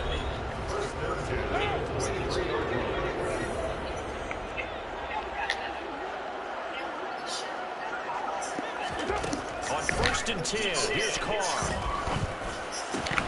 And an incomplete pass. That'll stop the clock here with just under a minute to play in half number 1. On 2nd and 10, Carr. He finds Robinson. Now the Raiders going to go ahead and use the second of their timeouts as they get the stoppage with a little over 50 seconds to go in the first half. Carr now on first down. That's caught by Waller out left side. And they'll get this down to around the 47-yard line. Now the defense going to use the first of their timeouts as the clock will stop with 45 seconds to go in the first half. Now, quick throw there going to be batted away and incomplete. Well, a momentary speed bump there with that throw partner. The defense have other ideas, and they're trying to mount a small stand before this drive reaches the end zone. Carr again here on 2nd and 10. And his throw here is incomplete. They're putting together a drive here in the final minutes of the half, but the coverage has been tight all game long, and they certainly want to keep them off the scoreboard here. Carr to throw again. Looking deep for Adams. And this is caught inside the 5. And they will touch him down, but not before he gets the first. Now the Raiders going to burn their 3rd and final timeout. And with halftime on the horizon, they'll be out of timeouts from here forward. 1st and goal, and they got to be thinking a chance to get right back into this football game. Carr going to throw. And he finds Waller in the end zone for a Raider touchdown. A great effort there as the first half is winding down. And the Raiders are able to cut into this lead in the final seconds of the first half. Extra point by Carlson, up and goes. And that makes it a 14-10 ball game. So that line takes him down the field. And it concludes with a touchdown reception by Darren Waller. And not wanting to risk anything here late in the half, he'll just take a knee and they'll bring the football down to the 25. Here we go. The 49er offense set to get this drive underway. And with time quickly fading here in the second quarter, not sure how aggressively, offensively they want to play this. I think we'll find out just how much they trust their guys in this situation when they decide to take a shot. I don't know what that red dot is, but that shit fucks me up. Start the drive, but this is going to wind up incomplete. Now a play fake for Garoppolo. And this pass caught by Gray. And this is well upfield across the 45. So we've come upon halftime here in Week 17 as we send you to Orlando to check in with Jonathan Coachman at our EA Sports Halftime Report. Coach? All right, Brandon, thanks very much. Happy New Year, everybody. Welcome into our EA Sports Halftime Report. It's a busy Week 17 of the regular season, so let's get right to it. We'll start up in the Pacific Northwest at Lumen Field in Seattle. And it's the Jets who are out in front in that one. Zach Wilson has thrown a touchdown pass. From there, we'll take the trip east to Wisconsin to check on the Packers at home at Lambeau. And they have the lead in that one over the visiting Minnesota Vikings. Aaron Rodgers with 2 touchdown passes. Finally, we're off to Atlanta. Check on the Falcons at home at Mercedes-Benz Stadium.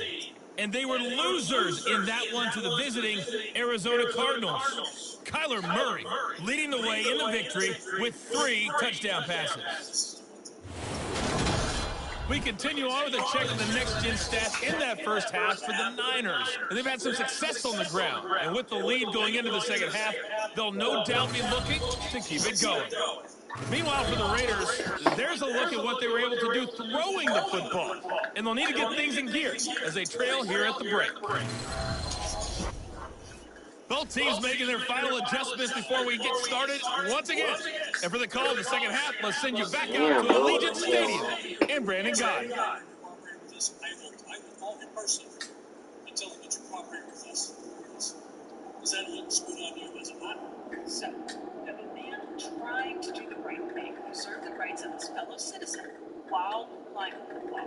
The man who was right in his life after a youthful run into law enforcement was forced into choosing between his hard. Okay, Coach. Yeah, adjustments likely going to play a big role in this third quarter in what's been a tight contest so far.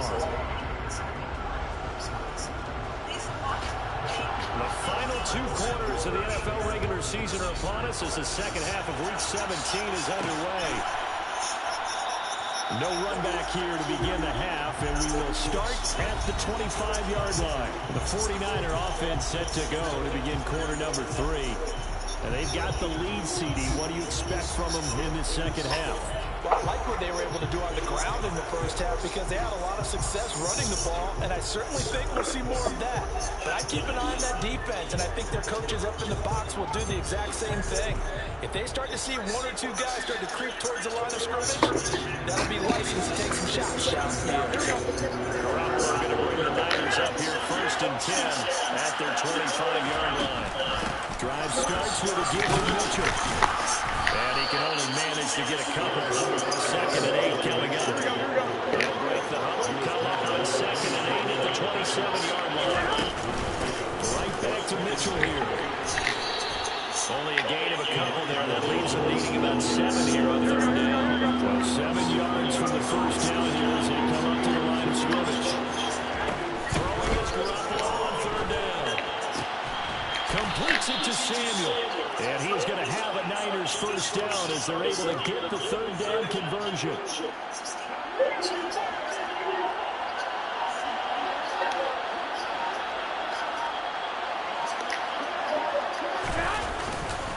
Up the middle, here's Mitchell. And this will be taken across midfield and into Raider territory. 97 yards for him on the ground now as he has been terrific here this afternoon.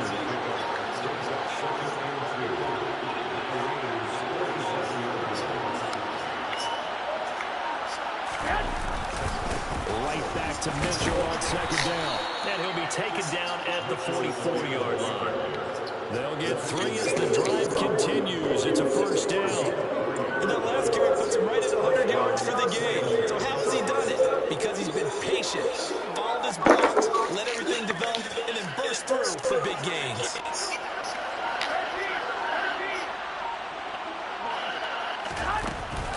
A shotgun handoff to Mitchell. And for one of the few times here today, this one's not going to go anywhere. 3rd quarter action here in this regular season finale. This will be 2nd and 10. On the handoff, Mitchell. And he's going to get stopped up quickly. Give him a yard down at 43. First down line at the 34 here on 3rd down. To throw is Garoppolo. On the sideline, did he keep his feet in bounds? They say yes. Great job, both feet in, first down. That one good for 16 as the drive continues. Whenever we're talking about moving the sticks and controlling the football, there's a great example right there. Those are the 3rd downs you need to convert to win football games. We're in the 3rd quarter of this one, and this is a tight one. In order to maintain pace, keep the ball away from the other team, and put points on the board, those are the plays they need to continue to convert.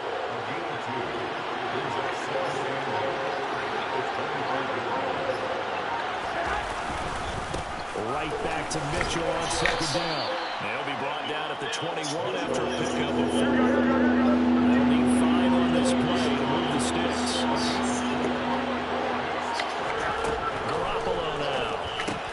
And the grab by Croft. He's going to have the first down and more than that. And he'll be taken down at the 2-yard line. They're able to convert on 3rd down and it sets up first and goal. CD, we have seen some great runs the last few times we've been together, but I think we can at least put this one in our top 5. That was a determined gallop there. Yeah, and that's a run born out of ferociousness. He took on that initial contact, and in his mind just... Well, her biscuits is blooming again. Got about 3 blooms on it back there. She's looking pretty. 6 points here would go a long way toward wrapping this one. Good deal. Mitchell will get into the end zone for a 49er touchdown. That makes this a 2-score ball game, and you know the way this thing has been going, Charles, 2 scores kind of feels like 3 or 4 scores. Yeah, that's a great observation. It's been a heck of a battle, hasn't it? And points have been I've been on a 5-game losing streak since the day before yesterday. For them to overcome. Maybe now.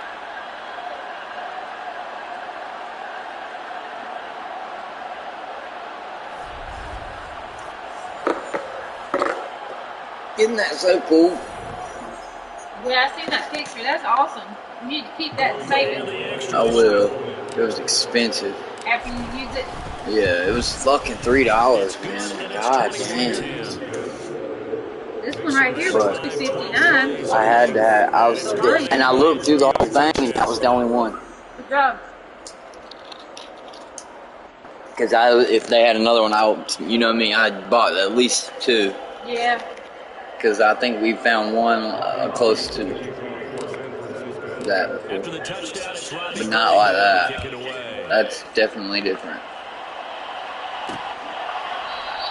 Phillips, he's not going to bring this one out, so they will begin the drive at the 25. Las Vegas' offense back out there ready to go. And you figure after giving up that last touchdown, they trail by 2 scores here in the fourth quarter. This drive becomes very critical.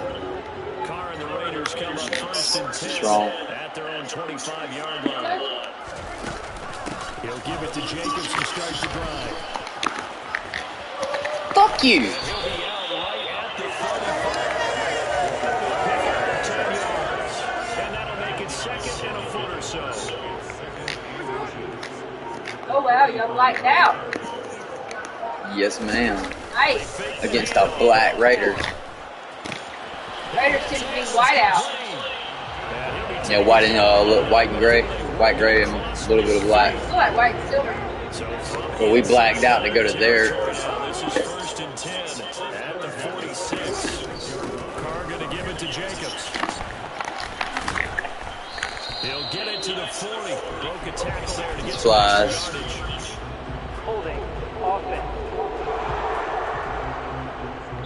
So not a lineman, but the tight end instead this time, drawing the holding call. Holding on out. What you're getting with tight ends, the guys with much more receiver than blocker. They may be willing, but that might not be their thing. Oftentimes, they'll be the ones getting the penalties. Looking for more there on first down. I had to get. I got a bunch of. Incomplete. I had a bunch of people hurt.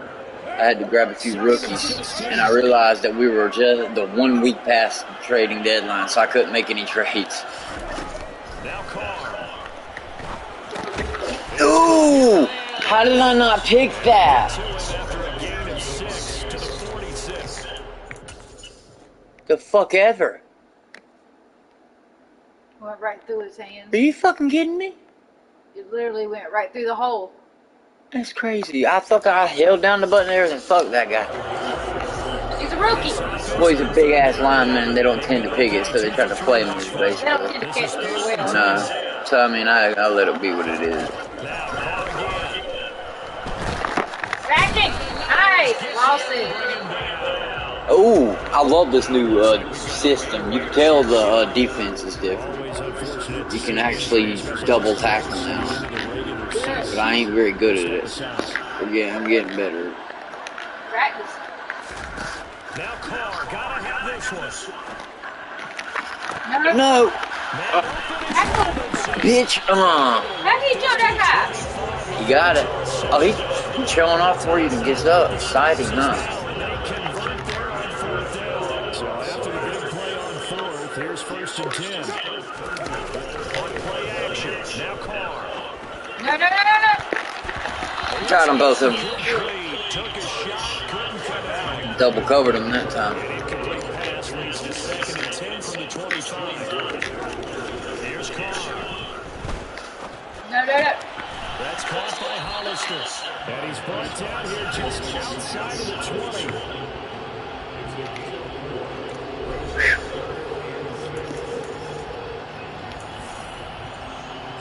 Cover 6. In search of 6 yards here on third down. This is now the 9th play of the drive. Throwing now is Carr. And finding Keelan Cole. Fuck. Nice, number 33. Just tackle the fuck out of him. You did and hard, but they still got first down.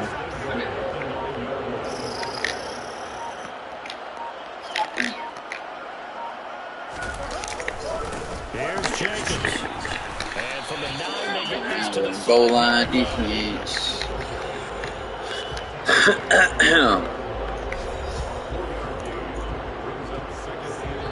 2 minutes left to play in this football game. What you looking for, babe? So it's Raider football as we get you reset. They've got a 2nd and goal. The ones left in here are fucking elusive. Once again, the 5 as they get ready for 2nd and goal. Now Carr. Got it. They took too long to get there. Well, if they're challenging it. Yeah, they said no at first, and then I went to go pick a play. He was out, bro. I was about to say, he was way out. That left foot right there. Yeah. See what they do here. No count. Just going to wind up confirming what the official saw as this play will stand as is. Throwing his car. Intercepted. Yes. Oh, nice. Way to get down. He went, like, I went to run with him, and he just fell down, like, I don't know, it's weird. Yeah, I was about to say, it'll show you in the interception. That was a fucking hell of a... Oh, we got smacked. He ate that ball. That guy's been doing this all season, too. Blip.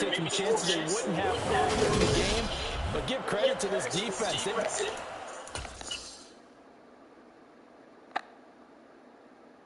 He went, yeah, I see, because 17 was fitting to try to light him up from behind, and he straight up didn't hit anything. And they come in with the interception in the end zone. Oh, we just got full support. They're pissed. We're at their, I was about to say, we can't have support. It's fucking Las Vegas Stadium. Here's Mitchell to kick off the drive.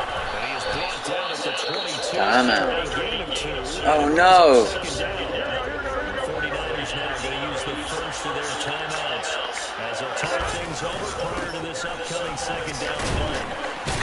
Damn it. Down here at about the 23-yard line. Now the defense going to use the first. I'm going to have to pass the ball. We need to try to get it first. Pectoral strain. He's out for the rest of the game. Kittle and Samuel. I bet Samuel might break.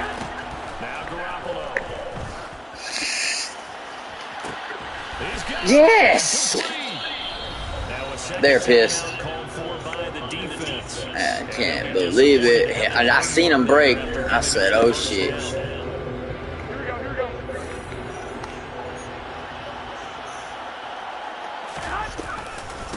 Give running right is Mitchell. He grabbed me from the hips. I thought I was gone. Now the Raiders going to burn their 3rd and final timeout. 5-game losing streak. I don't know. Doesn't look like I'm going to win this time.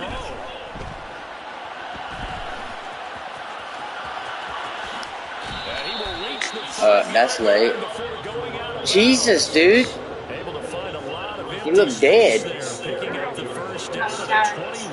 You got hit by 2 people, too. They run over center with Mitchell.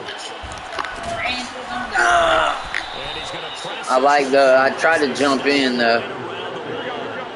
Oh, we're so close. Hurry up. Line up.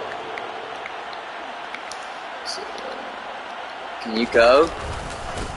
Yep, we're in. Everybody hit their block that time. I've seen that shit. Everybody. I probably could have went left, right, center, and backwards. But I ain't gonna take my chances. 5-game losing streak. I wanted to make sure we made a statement. And coach said go for it. Okay. Maybe. Nice. Debo. Oh, he's down. Oh! Debo Samuel. Oh, he out here dancing. It's interesting how people are using the strategy nowadays, though, isn't it? It really is. I don't know how much that particular 50 seconds. Can I win? I don't know, man. I have to keep this lead. Oh! Okay, he got... My defense is wrecking. We're number 1. But yet we've lost 5 times. I don't see how that's possible. Basically, my offense, or I'm not good at offense. I'm getting better at it. Oh my God! That's why we're number one. That was an absolute murderous hit. He was like turning around and got murdered. But he also, he be throwing them like, all right, he's wide, right? But there's a safety coming wide open running. I can't believe he didn't catch it in the air, like Butterfinger bitch. Saved him from a turnover. So how about that for a chain mover? They're all the way down inside the 40 now for 1st and 10. The Carrs throw. And the ball is again. And now this is scooped up by the 49ers. Oof. And his guys are No fucking way. at the 34-yard line. I swear, if I can score again. The 49er offense set to Oh, get this run and fuck. They've got to be feeling very comfortable and confident here with this lead in the football here. Oh! Charles, and I don't think that they need to score again, but it seems like this offense. Y'all really don't want to die, do you? Y'all are not going to win. I don't think they even come out.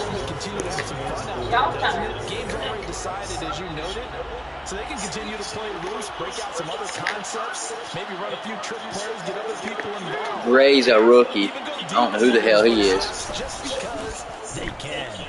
He's going to float this one deep right side. There's a red dot. What the fuck is that? I gotta watch the ball, whatever. There's like a red dot now, and I don't know what the fuck the shit is. If he's not locked in, that means everyone's locked in. Because yeah, no, that's not gonna happen. 4th and 4. Oh, he's going for it. Kittle.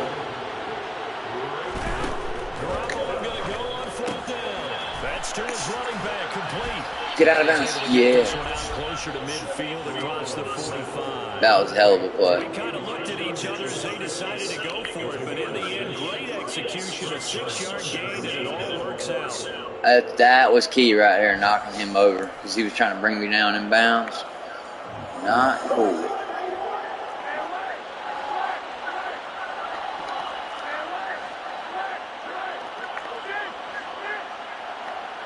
Garoppolo's going to throw it. He's going to float this one deep right side. Oh, God. It's going to be knocked away and incomplete.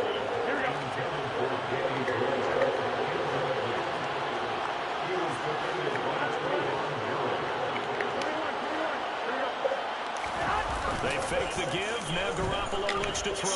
Rolling to his left. I mean, that's gay as hell, bro. I tried, bro. 9 for 14, no picks. Ain't bad. I think. It was their defense that really made the statement after the break. Defense did everything. Yeah, think about the team that just got vanquished. They did score in the second. I mean, really took all they had, though. I went fucking 0-5 before I kept losing. I lost like in the last few seconds. I think 3 games, and then when I got then the 4th game I got blowed the fuck out, and then the next game I got absolutely blowed out. It was like 13-30 something, whatever. Then the next one was like 48-0. I didn't score any. Well, let's see if we go where we end up in the season, since we did wait to see if we won. See what your prize is. Alright, now we're loading. Ooh, we got all the rewards on the left side done. Good job.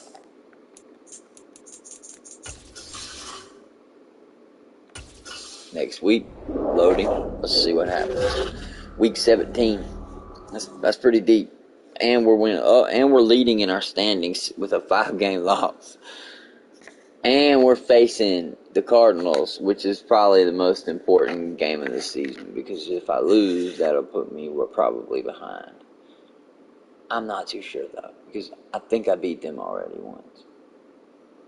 So, if that's the case, I'm not. Got your ass. Look at that. That's one of them stupid, annoying little fucking gnats. You know how you looking at me in your face? Yeah, those are trying to get her in here. Cool, babe, love you.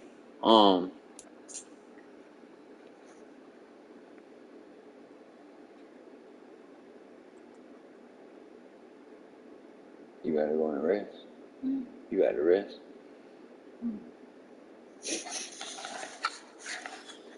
Alright. Love you. In the morning, we might have to take a little gallon of regular feed back there and feed those in the morning before we leave or whatever, because it's better to feed them in the morning. Okay. If for learner, yeah, they say like if we got up at 5 a.m., that's the perfect time. But what's second best? 8 and 9. But in the morning in general. And then they say the worst time to do it's at 8 o'clock, 7 o'clock. You can get diseases from it, and I don't understand that. I think it comes from the moisture and not from the actual feed, but some of them are specific diseases. Some of them may come from what the feed's made out of, which if you think about it, some of it's made out of bacterial, like shit and stuff like that. That's why, like, when the mosquitoes grow their larvae and they put them in there and we water with it, that shit is uberly good for the plants. Like, I noticed a difference. By the way, I gave a very small amount when not paying attention, and I stopped. Thank God I did. To the little green thing, the 2 little hummingbird firecracker. I was doing your other one beside it, and I was like, oh, I almost fucked up. Well, I don't think it would have affected it though, because if it doesn't have roots, it won't burn it. However, I think it should have roots by now. And a little bit of help. It won't hurt it. Okay. But it needs to be diluted. But it was already, you had watered it, so that was perfect. Okay. Good deal. We'll probably need to focus on getting those 2 Udishas into a different pot and stuff like that. Okay. Alright. Love you too. I'll just tinker around today. Plan to do a bunch of stuff for this weekend though. We have to do biggie smalls. Yeah. Rip. Alright.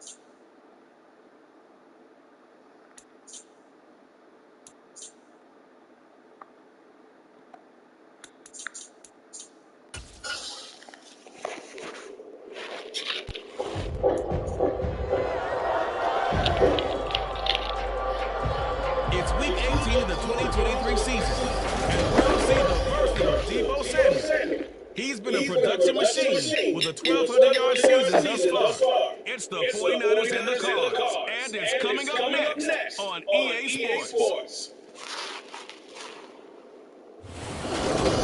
Bitch been a beast. 40 miles or so south of Candlestick Point at a place that first opened back in 2014. As you get a look at Levi's Stadium here in Santa Clara, California. Today, the curtain falls on the regular season, and we've got a good one in store between the Arizona Cardinals and the San Francisco 49ers. Hi again, everyone. Brandon Gordon alongside Charles Davis. And Charles, you take a look at these 49ers as they interplay here.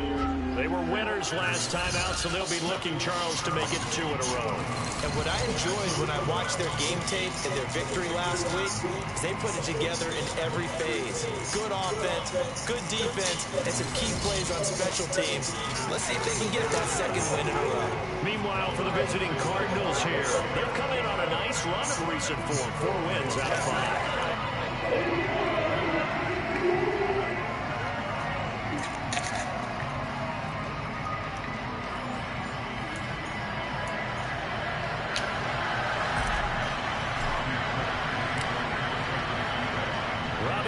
Got it on the tee. He kicks it off, and here we go from Levi's Stadium.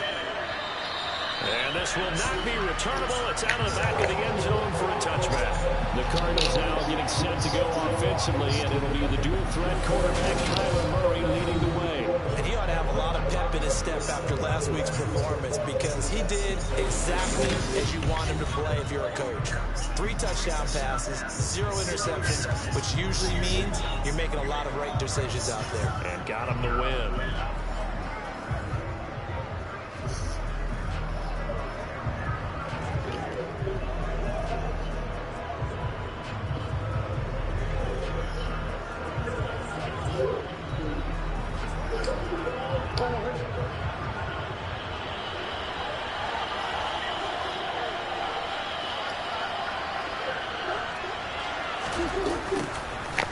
Jet sweep to start the drive. It'll go as a loss of a yard on the game's first play. Second down. That's the danger, Charles, of running plays like this for your wide receiver. They can hit big or they can be duds. Yeah, you're exactly right about that because if they're forced to try and go around defenders behind the line of scrimmage, sometimes you can give yardage in order to gain it. But in this case, they gave yardage and didn't get it back. 2 runs in a row, only 2 yards to show for. A tough spot here on their opening drive. This is 3rd and 7. To throw, it's Murray. And unable to connect, incomplete. Now give them credit, they took their shot, but it's going to bring up 4th down. They're such a talented team at defending the perimeter, taking away throws to the outside. Great confidence, great skill. And a good welcome for a guy who had some great years as a 49er, Andy Lee on to kick it away. And he was called on 3 times in the win last week as his first one here's away. 31 yards on the punt there. And the Niners will go on offense. 1st and 10. Former second-round pick back in 2014, Jimmy Garoppolo trotting into place, looking to guide the San Francisco 49er offense. And Jimmy Garoppolo showed he can be a Super Bowl quarterback, but his biggest problem, his ability to stay healthy and remain on the field. When able, he's a capable quarterback, prone to winning games both in regular and postseason.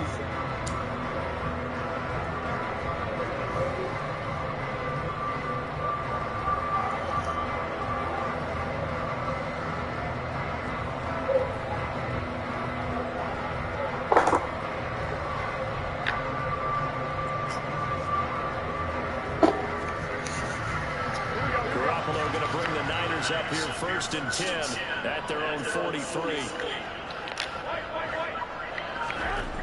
They'll try and start this drive in the air. His throw incomplete. These 2 division rivals, the schedule maker gave them a couple of second-half meetings this year. They met for the first time back in Week 11, and it was the visiting Niners who won that ball game, so they'll look to make it a clean sweep here at home in Santa Clara. That will throw here to his running back. 4 yards the gain, and it'll bring up a 3rd down. They are in need of 6 yards here if they hope to move the chains. First carry for Elijah Mitchell. And a strong run that time as he's across midfield. And down to 43. A gain of 10 and a 49er first down. The Niners at 9-7 now on the year. They were winners their last time out, so they'll be looking to make it 2 in a row. And so much about football, partner, comes down to mindset. Being in the right frame of mind, and the best way to get in that good frame of mind, winning. So they come in feeling good. They get the home crowd behind them. I think they're going to be tough to beat in this one. 8 yards on the pickup, and now they'll have some options on second and short.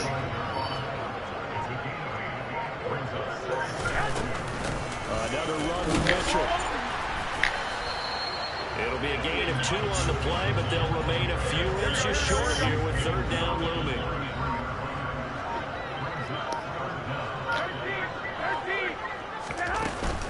They'll try and pick it up with Mitchell. And he's going to get to the 31, and not for the first down. 3 yards there, good enough to keep the drive moving.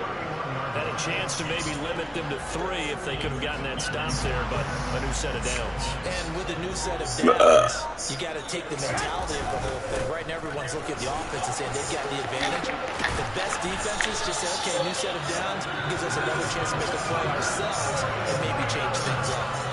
They'll get a dozen there, and it's a first down, 49ers.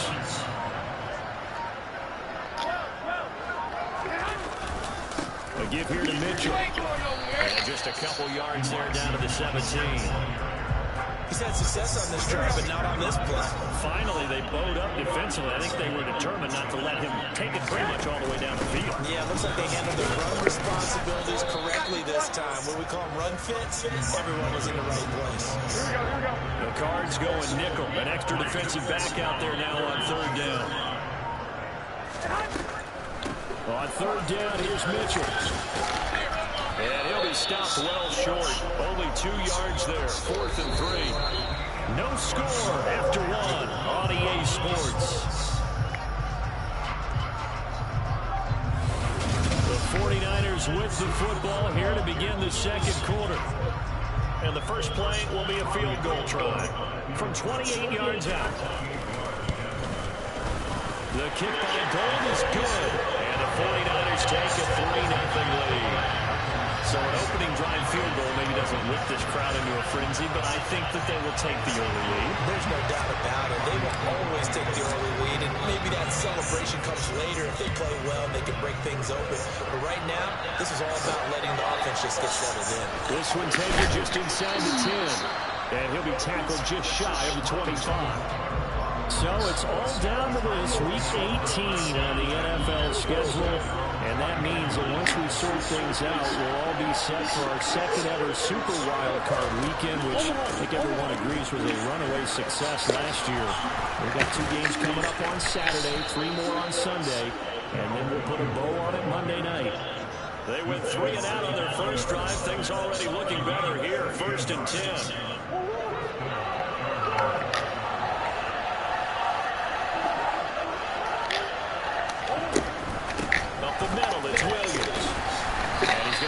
Ahead for right around 3 yards, but no more than that.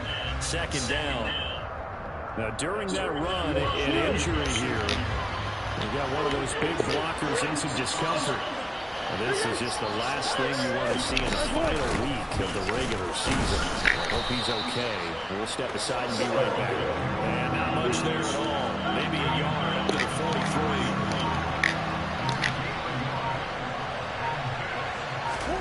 From the gun on third down, Murray. And this pass broken up.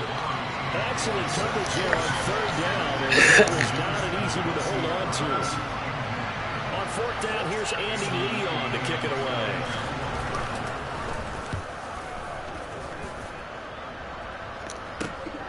Oh boy, he fielded it right on the goal line.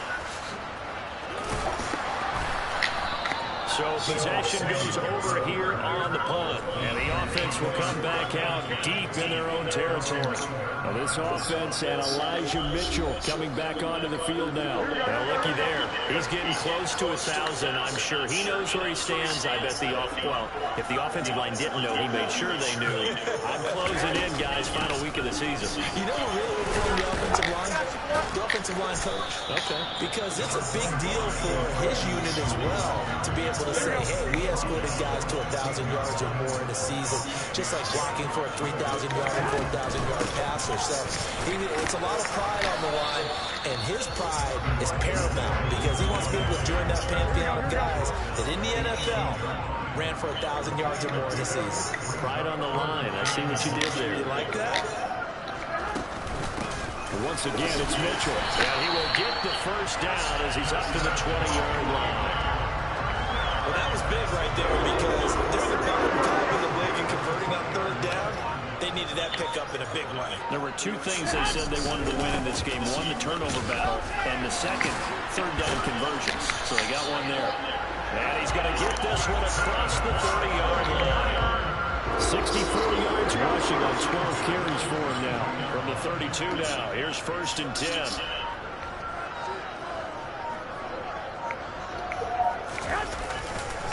First down, here's Mitchell. And he's corralled at the 40, but not before picking up 8. This drive is pretty clear. Almost feels like old school fundamentals, doesn't it? Want to impose their will on the defense. Was that 5 straight runs? Yeah, 5 straight carries to start this drive. And like you said, the way it's working, they may just stick with it.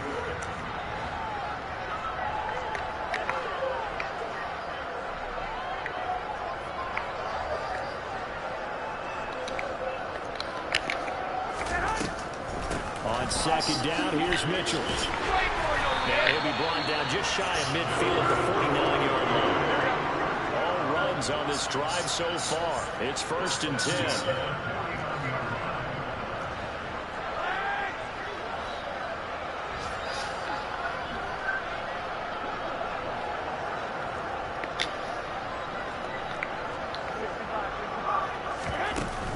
From the gun, a give to Mitchell. And he gets forward up the middle, but only for a couple. It'll be 2nd down. From just shy of midfield, Garoppolo airs it out toward the corner of the end zone. He rifles one that's intercepted. Buda Baker with a pick. And the Cards are going to take over here on the INT at their own 5-yard line. Ready to go with their next drive, and at the line, the Cardinal offense. And what do you think goes on here in this situation? If you got the football, you're trailing, you're back in your own territory with just a little time. Do you try something? You're thinking about jump-starting your team, right? You just mentioned it. They're down. They're trying to get back into the game. But you got to figure, if something goes wrong, you may have put yourself in a spot where you may not be able to come back in the second half. Managing risk is a big decision here.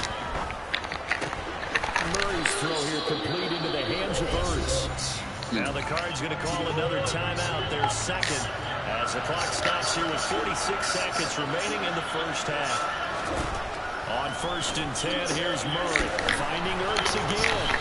And they'll get this down to around the 47-yard line. This offense finding its legs now. Here's another 1st and 10. Here's Murray as he sets to throw it. And that will be incomplete with a clock down now to 13 seconds. An incomplete pass on 1st down. That leads to a 2nd and 10. Again, they'll throw with Murray. Quick snap and a loose football. And now this is scooped up by the 49ers. And his guys are going to take over at the 31-yard line. We have seen this before, and we know coaches preach about this and work on it all the time. Catch the ball. You know there's going to be some traffic somewhere. You've got to put it away and secure it as they try to get downfield. Right after the turn. Let's go. And that means it's a sudden change situation. We used to practice it on defense. Sudden change, get out there, start the offense. But you typically run out there a little bit unsettled. I think that's why he came right out throwing the football, hoping to catch him off balance. And he did. A big play to start him out. Has him at the 45 already.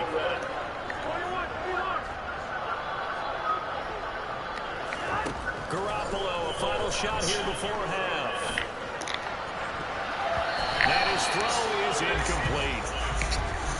So we've hit halftime here in Santa Clara with the 49ers out in front. As we send you cross-country to Orlando, Jonathan Coachman is there and has our EA Sports halftime report. All right, Brandon, thanks very much. It's all down to this. Week 18 of the NFL regular season. Lots to be decided, so let's get right to it. We'll kick it off with a good one in the NFC West. LA heading north to take on Seattle. And those two are tied up as they play the second quarter. From there, let's get over to the Rockies. Check out the Broncos at home in Denver. And they have the lead in that one over the visiting LA Chargers. Cortland Sutton, a touchdown reception. Finally, let's get out to Southern Nevada. See what's happening with the Raiders at home in Las Vegas. And that one's at halftime with the visiting Chiefs out on top. Patrick Mahomes has thrown a touchdown pass there. Time now for a check of the next-gen stats in that first half for the Cardinals. And they did not do much at all in terms of throwing the football in those first two quarters. That's going to need to improve if they want to erase this deficit. Meanwhile, for the Niners, we check out their numbers on the ground as they'll try to keep the momentum going into the second half. In a game where one field goal is all these offenses could muster in the first two quarters, you figure both coaching staffs were needing to make plenty of adjustments. And for the call of the second half, we send it back out to Brandon Gotti.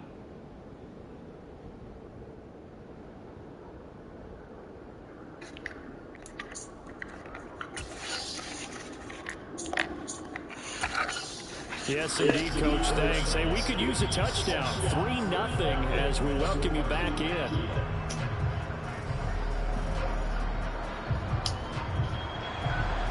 It's the 49ers out in front, and they will get the football first as well as we are back and started in the second half. And that'll carry over the back line of the end zone for a touchback. Here comes the 49ers offensive unit as they'll have it first to begin this third quarter. Well, Charles, for them, pretty good first half on the ground. They had some success running the ball in quarters 1 and 2, and they got the lead. Now a chance to expand upon that lead here with their first drive in the third quarter. Yeah, believe it or not, you and I have noticed that this great game of football has shifted towards pass first, run second. So for me, it is really nice to see some of these teams keeping the ground game as a big component of their offense, and it's working pretty well for them now. And let's face it, they can continue to do damage with it. And in addition, it sets up the pass game really well for them, too. Looking to throw, Garoppolo. Buying time to his left. And he's going to have to eat this one as down he goes. Finally hauled down for the first time this game. Multiple defenders in there to drop him. That last sack, it puts Garoppolo and the 49ers in a tough spot. They face a 3rd and long. Flushed out right. Incomplete. So it doesn't look like they're going to be able to build off the turnover. Well, the defense certainly did its part to gallop the football, but you're exactly right. It looks like they have to punt this one away, and it's not a turnover, but doesn't it feel like one after grabbing the momentum with the defensive play? Yeah, and they had all that momentum after getting the football, and now zapped right back in the other direction. They'll call that a 33-yard punt with no return. And this offense takes over in great shape right at the 50, 1st and 10.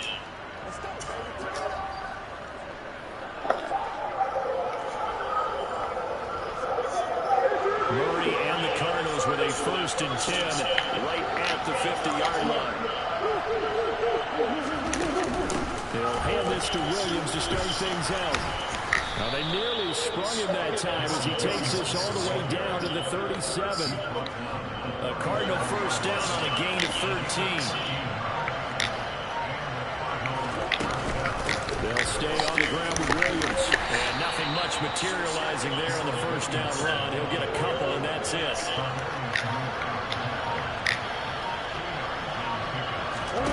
Now Murray off play action. Pass to Brown. He's got it on the crossing route. Fucking bitch. And he's taken down, but not before reaching the 10-yard line. gain of 25 yards. Throwing on first down is Murray. And that is caught on the right sideline, but out of bounds, says the line judge. The throw took him a little too far at second down. On second and goal, Murray. Oh, that's into a sea of bodies, and it's intercepted. Picked up by Ambry Thomas.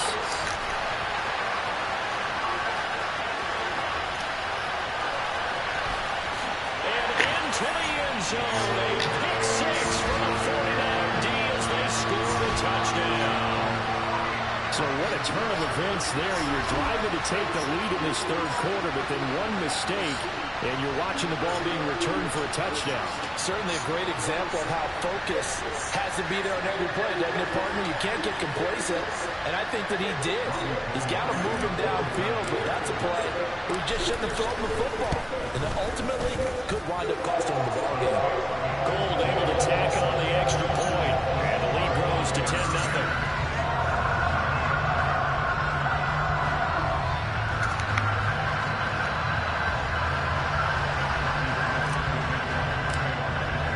So they throw the pick six. They'll get another shot at it now as this one's in the air. Pulls it in at the 13. And he won't quite make it to the 25. No, rookie came in. Set to trot out there now. They're sort of seeing themselves spiral out of control. Let's see if they can get things back on track. And this is where the coach is walking that line of being calm and really being firm with his team. I had one tell me once, when we were having a tough patch, this two shall pass, and if we kept having a rough patch, he said, but you got to do something to make it pass. And that's what they have to do. They got to get some control back, get themselves reasserted, and calm things down. See if they can get calm and reassert themselves here.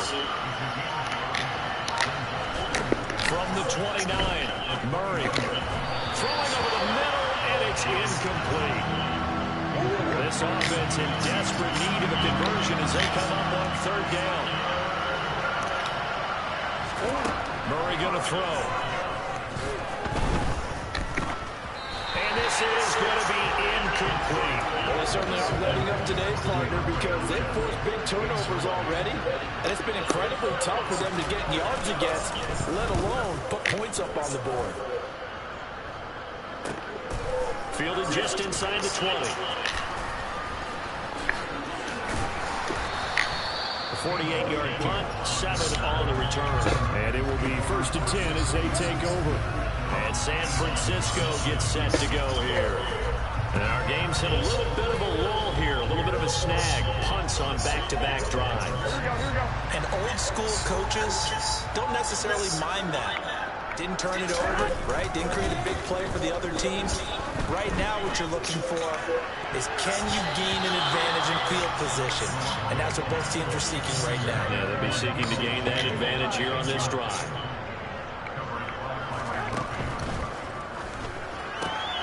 And he'll find McLeod on the right side complete. 4 yards the gain, and it'll bring up a third down.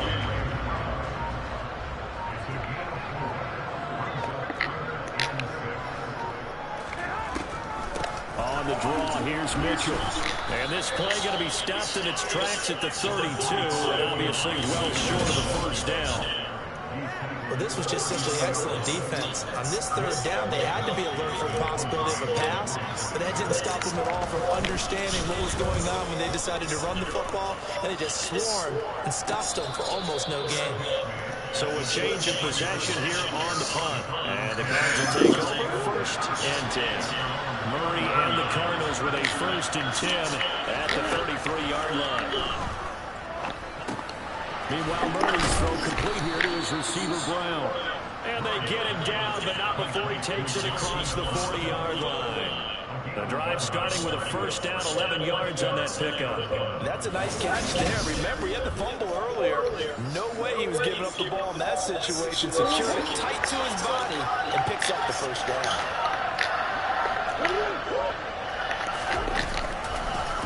And they'll let the quarterback keep it here on 1st and 10. Murray with a nice move. God damn it. but not before he's inside the 30. A big-time gain there on the keeper, using his legs to hurt him. First down.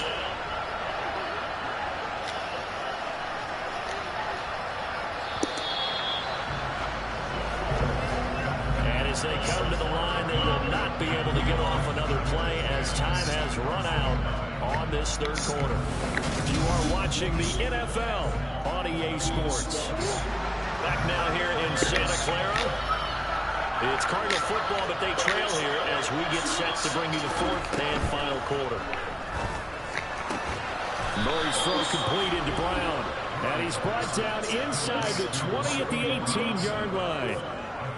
Well, every drive from here out is definitely crucial and critical. They know that they need to get at least 3 here to get back to a one-score game. But I can't imagine that in their huddle that they're thinking at all about getting a field goal. They want to get into the end zone and then try and get the ball back again. And all the way down inside the 5 to the 4. Back-to-back nice gains. That one for 14 yards and another first.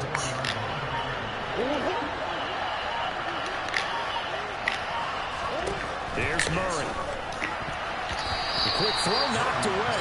It's incomplete. Perfect example of the kind of attitude you have to play defensive back in the NFL. You want to be the only defender around, and you want them to challenge you. Touchdown, Cardinals. Zach Ertz, his third touchdown now on the year.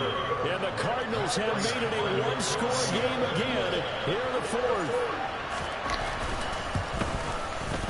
Prater for the extra point. And now things get a bit more interesting here in this fourth quarter. That time a 6-play drive. And it ends with a Zach Ertz touchdown. After the touchdown, out is Prater to kick. Takes it at the 7.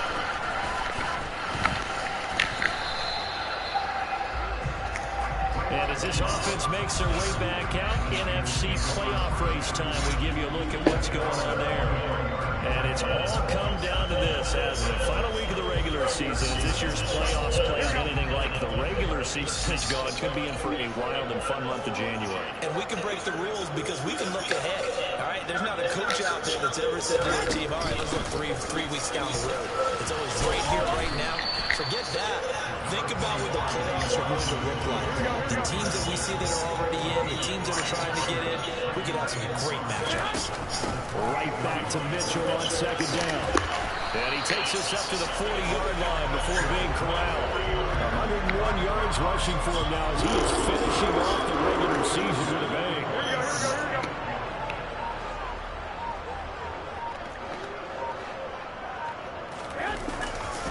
Right back to Mitchell here. And he takes this up right near the 45-yard line. Tackled by Isaiah Simmons.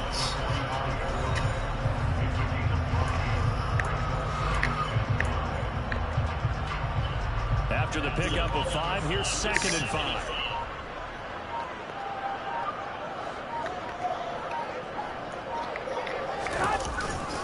Running left, here's Mitchell. And he gets us to the other side of midfield across the 35 before going out. They'll get a dozen there, and it's a first down, 49ers.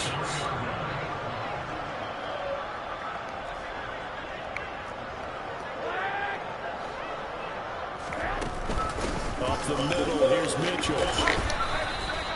Zaven Collins there to make the play defensively.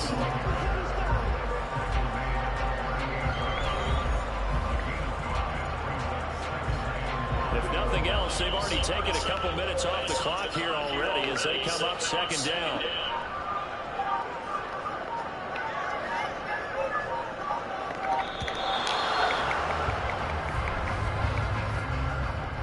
Delay of game.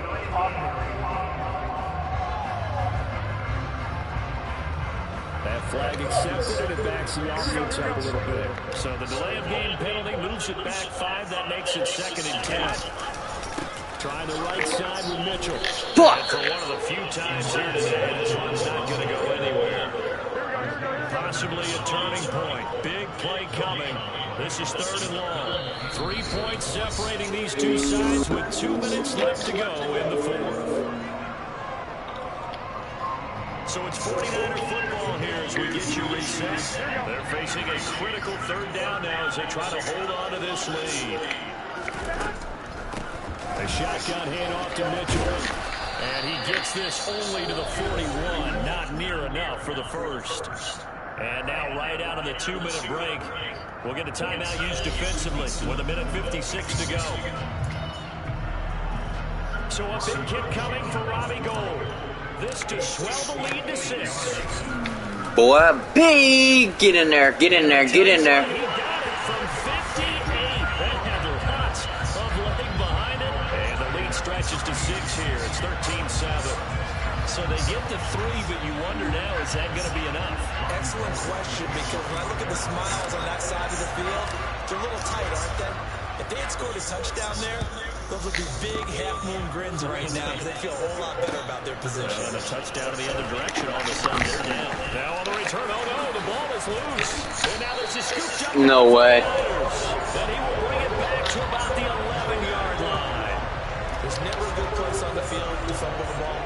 Let's just call it as it is. But definitely not your own red zone. In your own red zone, it's heightened, isn't it? Because you're almost automatically giving up the score and the momentum, and everything just changes for your team. Yeah, so the kickoff fumble, now great field position. Now we're 1st and 10 at the 11. Give running right is Mitchell. And he'll find his way down inside the 10 to the 9-yard line. Now the Cards going to call another timeout, their second, as they'll head to the sideline and talk over what to do next. This, in all probability, another run here on 2nd and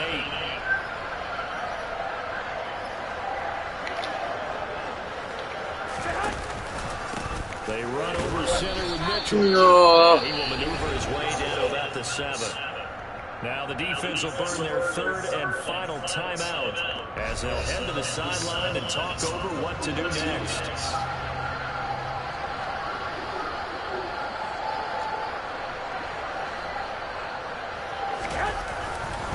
On the handoff, Mitchell. And he won't quite make it. He needed 6. He got about 5. 4th down. He's hit pay dirt a lot this year, but not that time. Yeah, I'm tracking right there with you. You're exactly right. He's found the end zone plenty of times. No way I can find any fault with the call. He may not have scored there, but of course you're going to give it to him.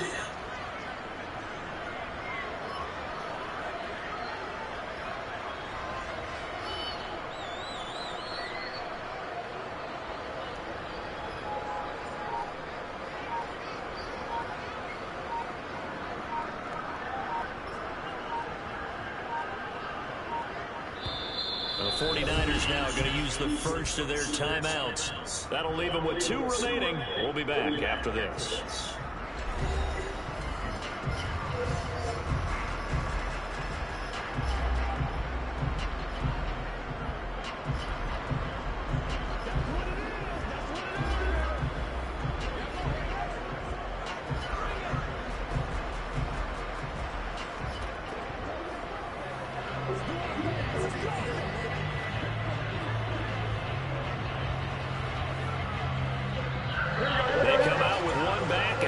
Tight ends.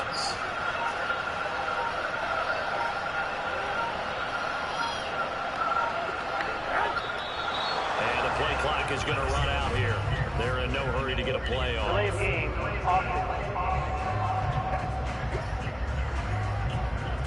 So they accept the penalty, of course, and push the offense backwards a bit. Still 4th down. So on 4th down, out trots the kicker in a big spot here. This to perhaps salt this one away. The kick by Gould is good. And now it's a 2-score game at 9, 16-7.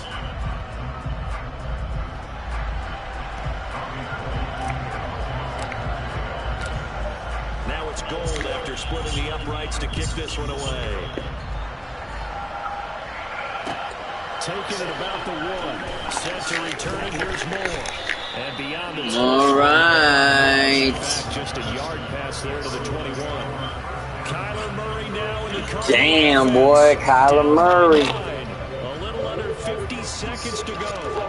It's been a struggled to score all day, and now they need to do it twice here late to have a chance. To throw is Murray.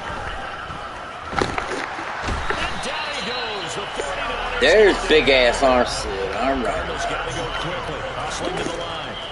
Murray to throw. You damn, son. He got lit up. They get a few here, but now third down as the clock runs. And this is dropped and incomplete. Well, game over. This one is gone. So the victory here for San Francisco. It was their defense that really paved the way to this victory as they allowed the one touchdown. The defense chant right now, right? Defense with a couple of claps in there, but no one wants to hear that from me. Let's just talk defense, clap, clap. You take care of every aspect of the game. Shut down the run. Control the airways, right? Make sure the quarterback is harassed. This type of performance you get. They can't fashion together any offense, no consistency, and they just took control. So for San Francisco, they get that important 10th win to finish the regular season at 10-7. And that is maybe not exactly what... Oh, shit. Finished it off on a trial, boy. What we got? Allow 14 or less. Well, I did it. 16-7. The last two have been pretty... Who's?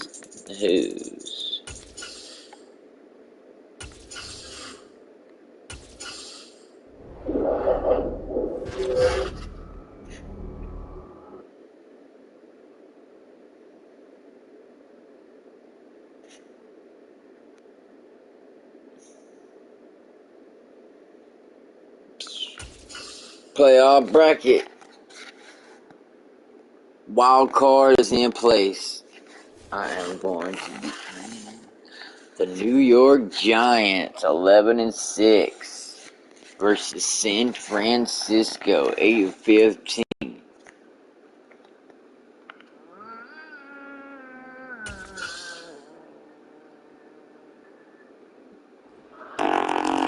Jimmy Garoppolo, coach. I wasn't going to say it, but I feel like this might be it for Mr. Williams.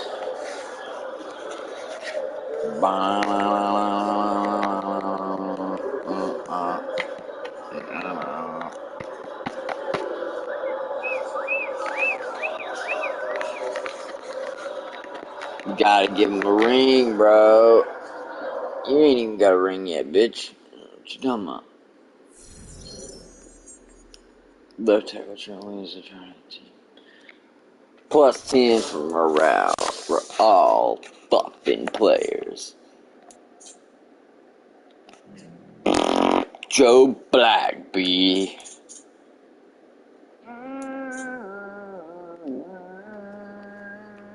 Alright, so next time we come, we'll be playing the wild card, and stay tuned right here. Come check. Follow me on Twitter if you want to make sure you don't miss anything. We will be making every live available as soon as I go live. I tweet. So, we're going to close this one down, and when we do come back, we'll have a wild card playoff against the New York Giants. Can we make it? That's the question. Stay tuned for an encore of racing.